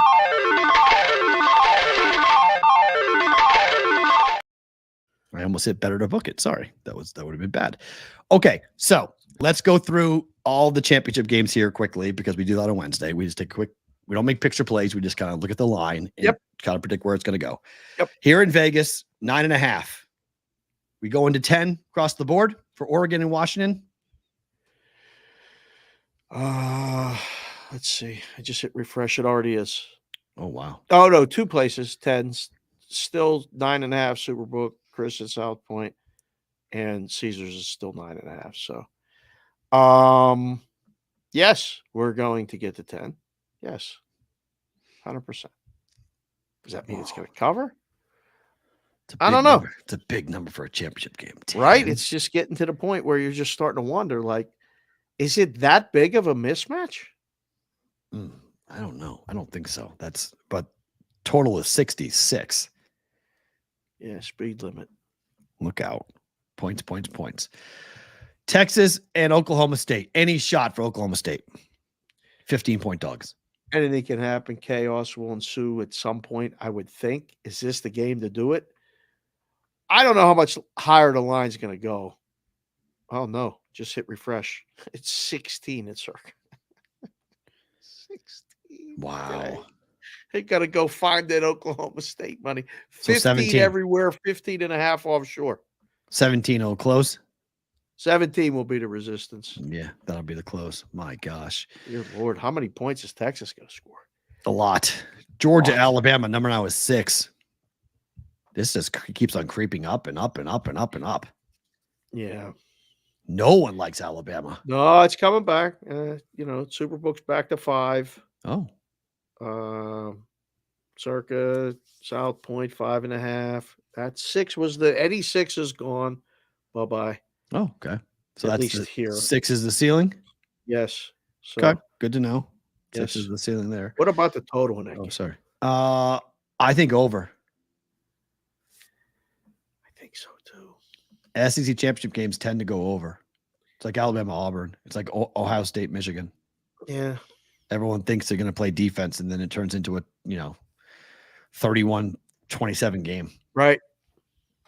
People are scoring. I still don't know how Alabama's going to score. I know you said Milroe, but he's only one guy. I just don't know he can run sustained drives long enough to get enough points to win that game. But we'll see. I'm not in love with Georgia's pass defense. Missouri threw all over them. Missouri passes the ball better than Alabama. True, but Bama still has improved a lot. Bama's receivers are really good. They're just young. Like young talent on that team. He's going to have to get those 3rd and 12s, 3rd and 8s. That's where he runs. That's where he runs. 3rd and 8 is where he runs. They're not going to let him run. I don't think they're going to let him run. If he can get it past that spy and all that other stuff. I mean, Auburn just gave him all the blueprint. I know nothing. Dear friend, Bama Mafia, watched the show, saw a clip, reached out to me and said, I saw your take about – I got to read it. I have to read it because it was so good. This is from down there. This is a guy lives, breathes it all. Alabama guy. And he said, hold on, I will find it.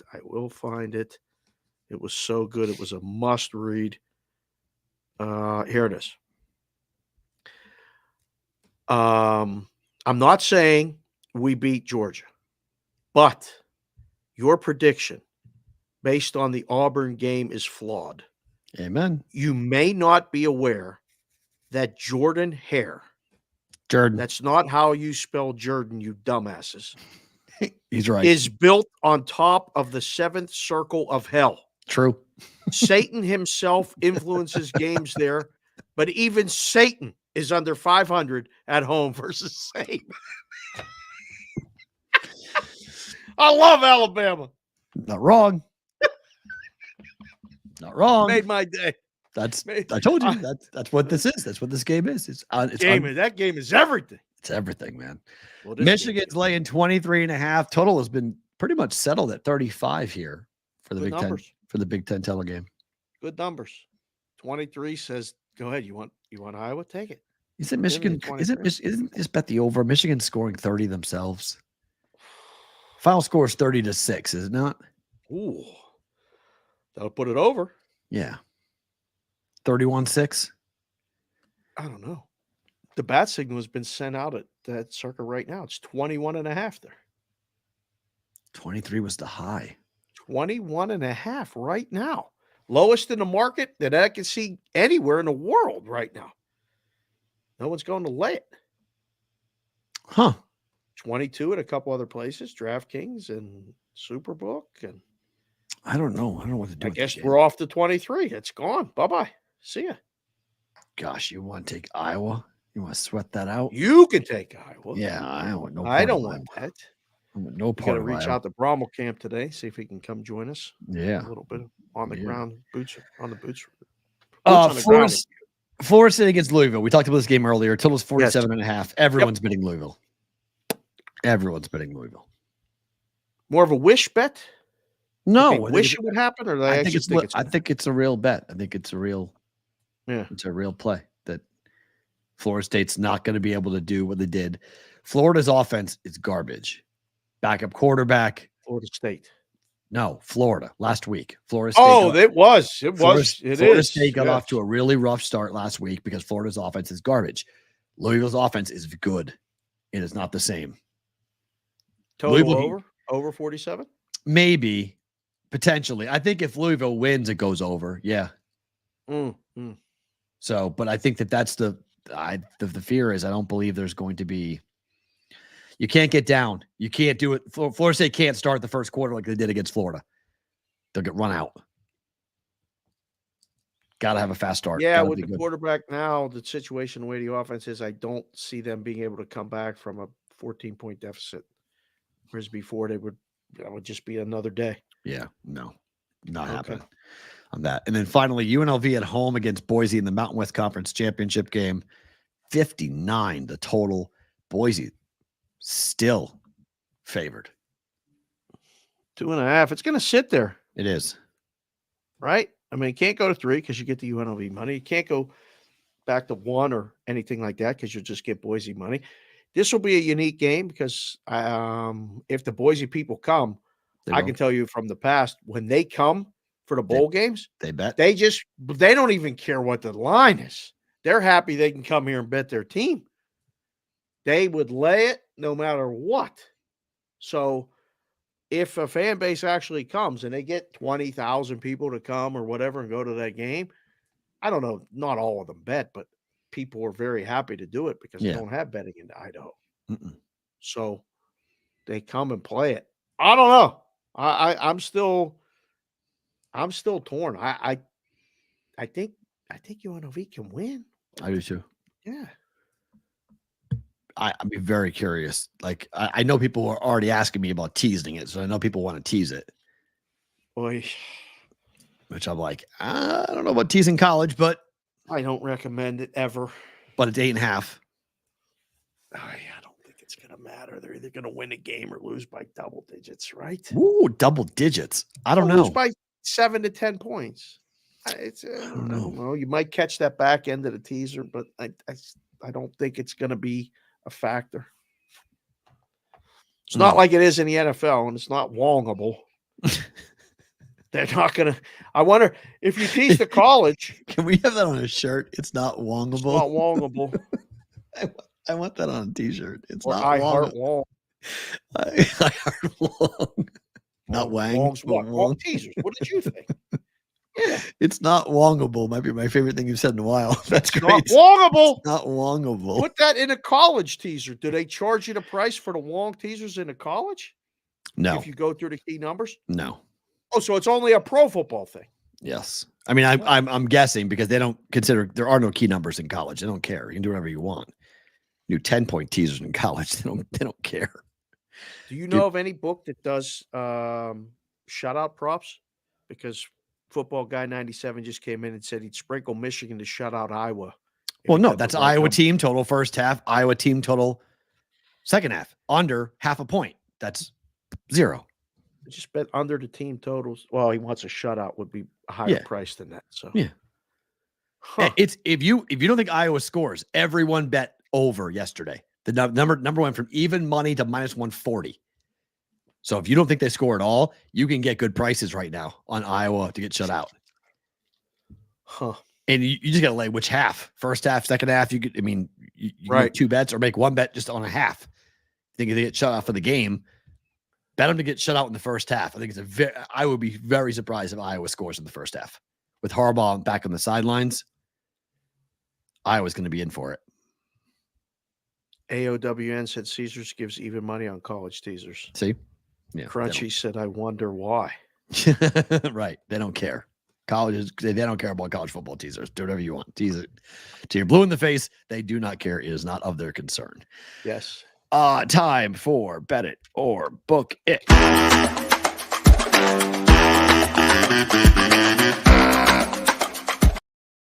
I am back on my CLV day. Denver -5.5 against the Rockets tonight. Murray back. Jokic playing. Number. Whee! Goodbye. What? It was what last night? 5.5? Yeah. Hold on, let me click refresh. Wow. This is good for you. 9. Yeah. Whee! 9. Number ran because Murray and Jokic are both playing. First game since early November for Jamal Murray. At 9, I'd book it. At 5.5, I'd bet it. You can't get 5.5. No, got it last night, 5.5. So, and that was because we didn't know for sure that Murray and Jokic were Right. playing, but I bet it like they were because all indications were he was playing. So sometimes those things work out. So yeah, you got the best number. But if you're listening to the show now or watching the show live, which again, thank you for doing both, either or, I would say at 9, I would book it. Okay. It's too much. I would agree. Houston's 10-4-1 against the spread. They would be 11-3-1 if it wasn't for a free throw with 0.5 but they're on a seconds. back-to-back I'm sorry to bring that back up. It's okay, but they're on a back-to-back too. That's not the reason why I'm fading it. Duke, Arkansas, over 149. What is it now? Whoa. Duke, Arkansas. Is Petrino going to be at the game? I hope so. He should wear a neck brace. It would be awesome. Do you know how many people for Halloween went as Bobby Petrino? Oh, yeah. Do you know how many people dressed up as Bobby Petrino? In 2013, he was the number 1 option for Halloween. It was unbelievable. Everybody was Bobby Petrino. Duke, is it at Duke? Nope, at Arkansas. It's 4.5 and 150. No, it's not too bad. I only got a point. Okay, I thought it was the 150. I thought it'd be closing at 151, which is what KenPom has it at. All right. I'll say book it just because Kentucky. You're running like, bad at a point. No, that's not true. So. You booked my Kentucky bet last night and lost it. That was lost a great it bad. Bet. That was a great bet. Kentucky in fire. They were down in the first half. They were plus fun. money in game. Oh, there was a lot of things happening with that. They took off. Kentucky's good. They're really good. Might be the year. I like them a lot. I'm gonna be on them at some point soon. I like Kentucky a lot. They're young. They're very young, but they're watch the game. I was on with Wetzel. They're explosive. Watch the game. I was just gonna say, what's that guy's name? It says Spurtability. Sure. Don't remember, but yes. The guy that does the games of March Madness every year. That used to play. He's been an analyst for 20 years. That's all of them. CBS. An analyst on TV who used to play. Who says Spurtability? I forget. I don't know. How do you not know? I don't remember. But better book it. The total? Yes. Book it. Okay. Under 6, Washington. Clark Kellogg. Oh, Clark Kellogg. Okay. Under 6, Washington, LA Kings. Cam Talbot has been phenomenal. Yeah. He's in net tonight. It's got to be a bet it, I think. 3-2 final. Number.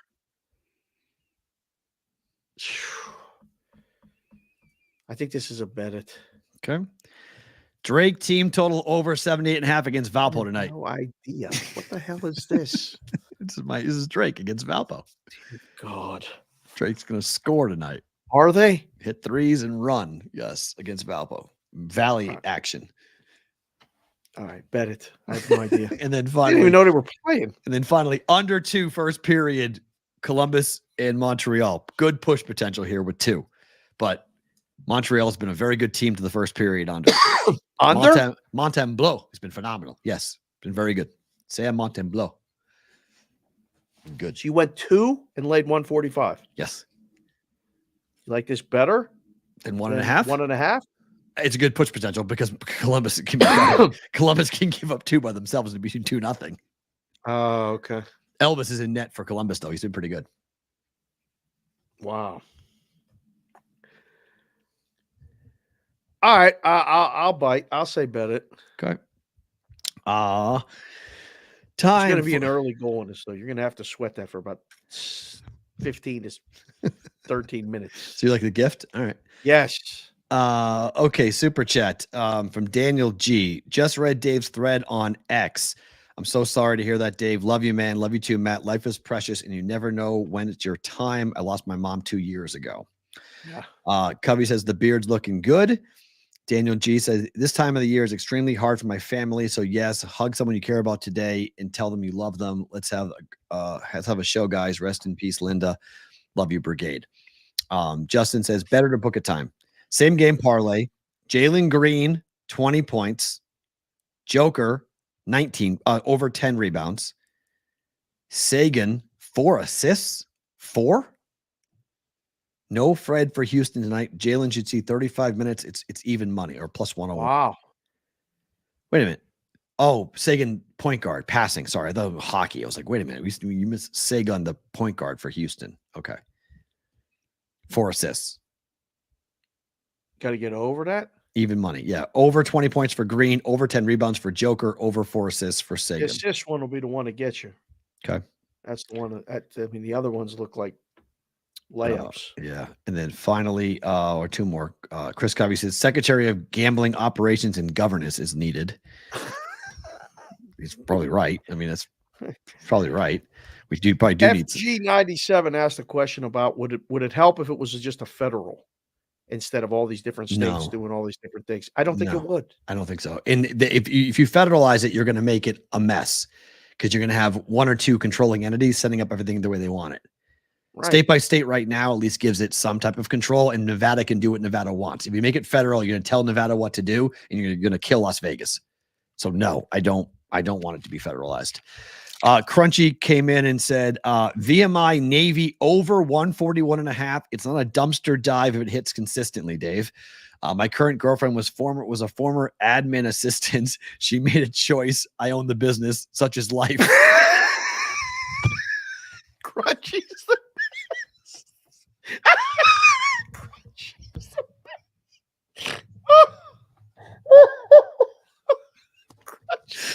Oh my God. I can't wait to meet this motherfucker. That's fucking amazing. I'm going to give Crunchy a kiss on the lips, baby, when I meet this guy in person. My God. Thank you, sir. I needed that laugh right there. That's tremendous. And Jonathan, we already talked about that. Favorite thing about today. There is no favorite thing about today because we're skipping that today because we're going to take a couple of seconds to remember Linda. Absolutely. Your thread moved a lot of people on X. You guys should go and read it. But you want to paraphrase what you wrote for people who didn't read it or aren't on Twitter? Yeah. As a guy who hung around the business long as I did, I was it's an absolute pleasure to meet young people that wanted to come or just moved to Vegas and said, hey man, I just applied for a job and I got it. I want to write tickets. I want to learn this business. And they would send them to me. Say, sit with Dave. So in between writing tickets and teaching them how to balance a drawer and what the terms were and why this guy was an asshole and why this guy was really nice. And these people were tourists. You could spot them a mile away, trying to teach them all the tricks, how they were going to get hustled for drink tickets and everything else. You got to talking and you got to learning. And I love listening. I love listening to people's stories and asking them questions and let people talking about themselves. I learned so much just listening. So I did it a lot. And I'd never forget the day Linda came in and said, I'm here. And I'm like, you ever been in a sports before? She's like, well, no, I like to just try to bet a little bit. And okay, have you ever handled cash before? Yeah, I used to work at the bank. Oh, okay. So you got cash handling experience? Yes. Very in tune with the money laundering, and she had done all of that stuff. And so she had a leg up on everybody. She knew the rules for over 3,000, over 10,000, all the rules that you had to train somebody on and they would get caught tricked up on. She already knew. So all I had to teach her was the sports. She already knew that too. She was so cool. And she played softball growing up. Her parents got divorced, but her dad was her coach. And now I got daughters and I'm coaching. She would come to the girls' games.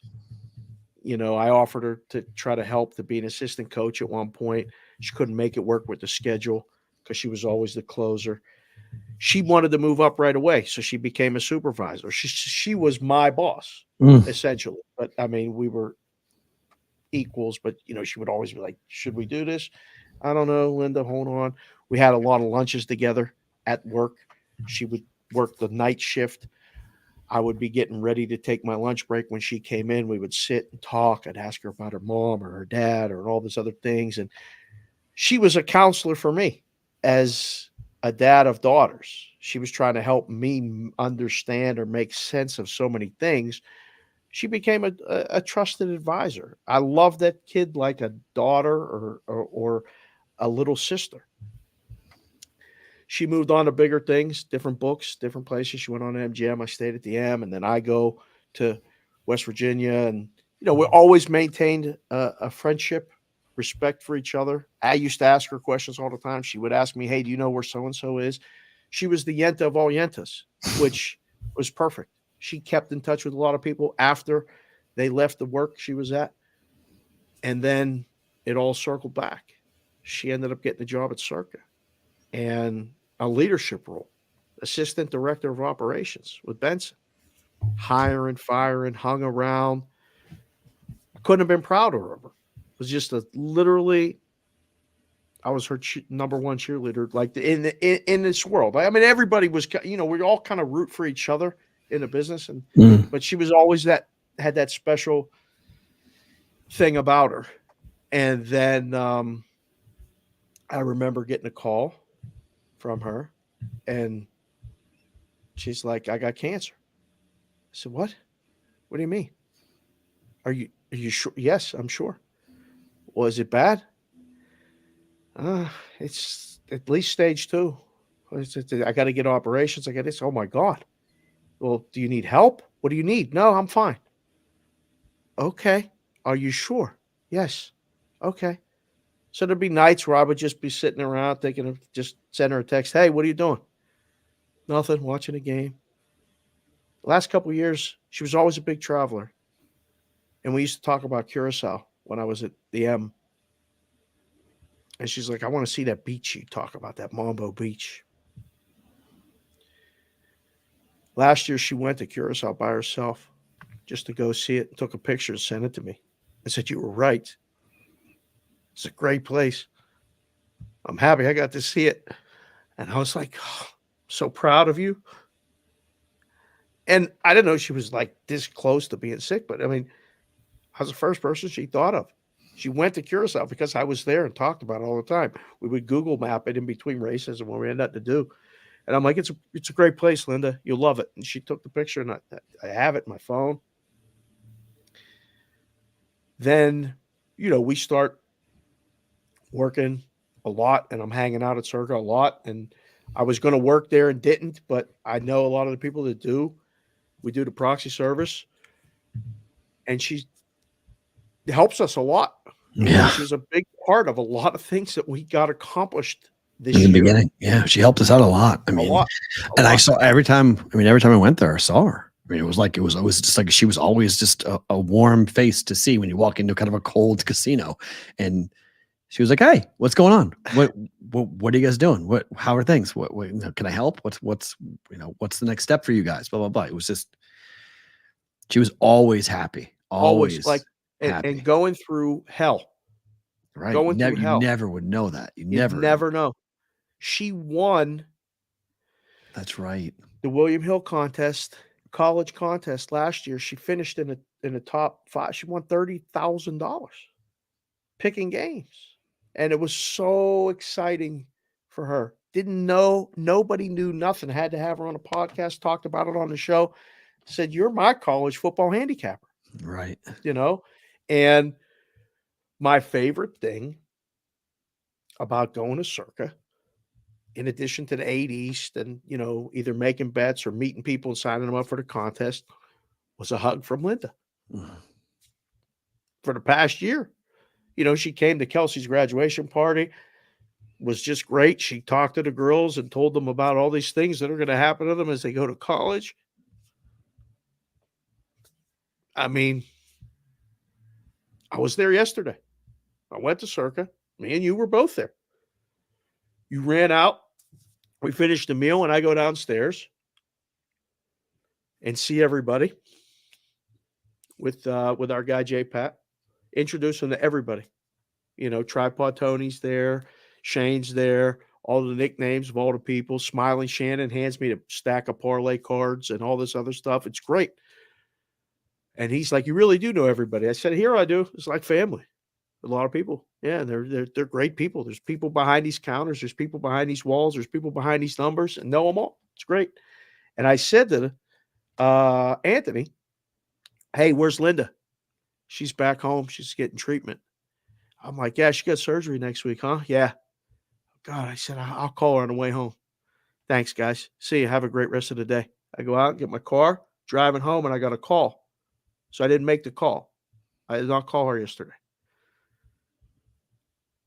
I finished the show on Sports Grid, watching a basketball game. I get the call. Hey, are you busy? The text came from Kevin. You got a second? Anybody that knows each other like that, I'm like, of course I have a second for you, Kevin. I immediately call him. I'm like, hey, man, what's up? I said, that's exciting. You're going to Baltimore for the Steeler game. He goes, I got to talk to you for a second. I said, what's up? And he sounds terrible. And he goes, Linda's gone. I said, what do you mean? She got fired? She's gone? What do you mean? He goes, no, gone. Passed away. What? Can't be. Just can't be. What? And, it's just an awkward silence. And then it was just like, what? What happened? I kind of got little details. They had just found out. I was one of his first calls. And I'm so happy that he called me, because then I called 10 people that all knew her as well. And, therapy and talking. And then, you're one of the first calls I make because we had her on the show in June when we had all these people come in for the brigade. She helped facilitate a lot of that. Yeah. And she didn't want to come on the show. She's like, I'm good. I'm like, Linda, 5 minutes. I'm not going to ask you hard questions. Come on the show. I want you to get your recognition, whatever it is.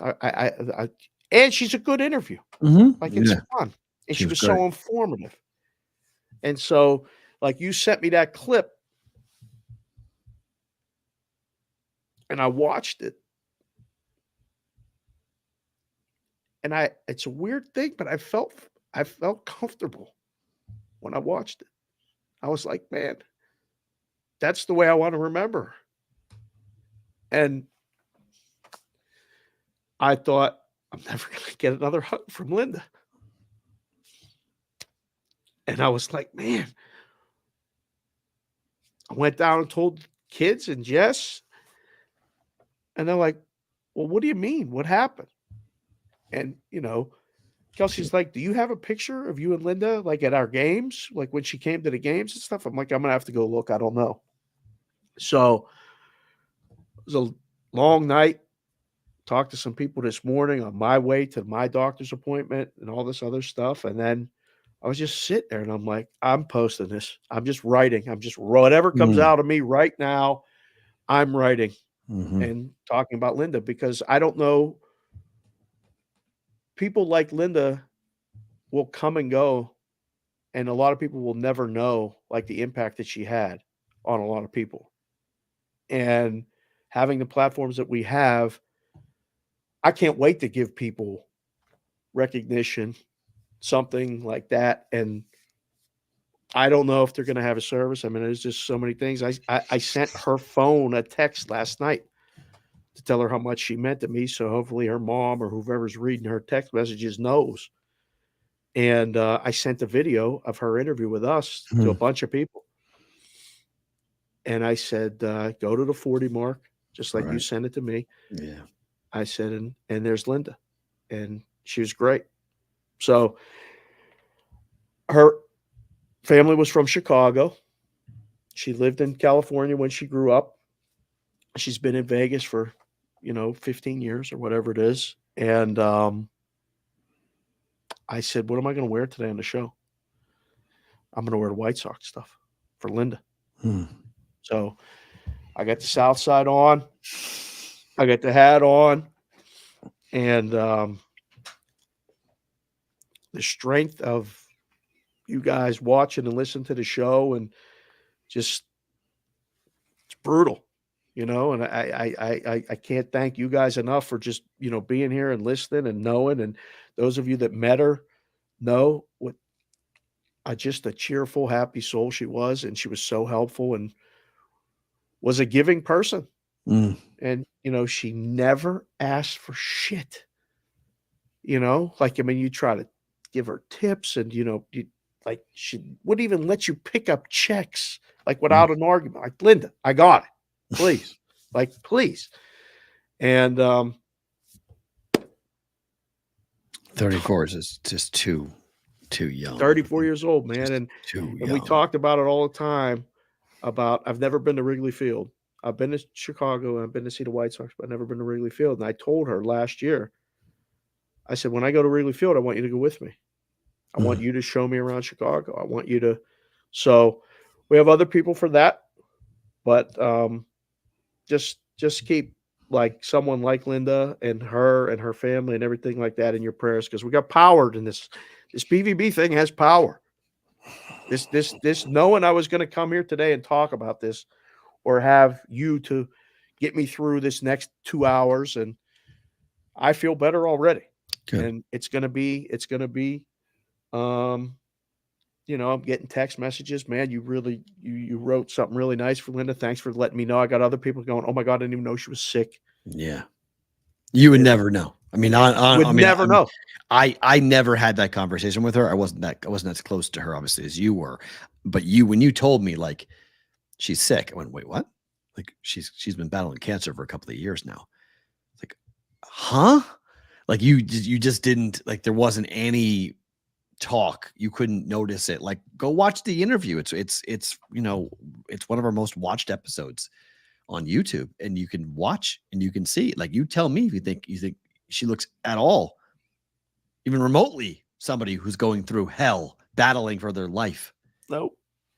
I mean, that's, that interview is awesome because it is a really nice representation of who she is.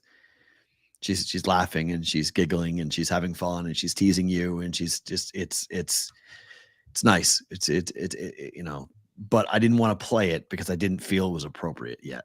Not yet. I was like, I don't think I can. I was trying hard all last night. I was like, I did 3 different things. I did 3 different versions. I cut it down. I was like, this feels wrong. I was like, I can't do it yet. I don't think it's right yet. It's too soon. Too soon. At some point, it's available on the YouTube channel. Yeah, maybe on the back end. But thank you for saying that, man. That was real. Yeah, that's the show. I think people who are watching are really appreciative of you taking the time to share that, and it's a stark reminder of appreciate every day, appreciate every moment. If you got someone in your life, tell them how you feel. Yeah, don't wait. Don't wait, because you don't know. You just don't know. He is Dave. I'm Matt. Thank you guys for being here. Thank you guys for being part of this. As somebody called it, it's not a show, it's a movement. It's a pretty good line. Yep. We're back tomorrow for another episode of BVB.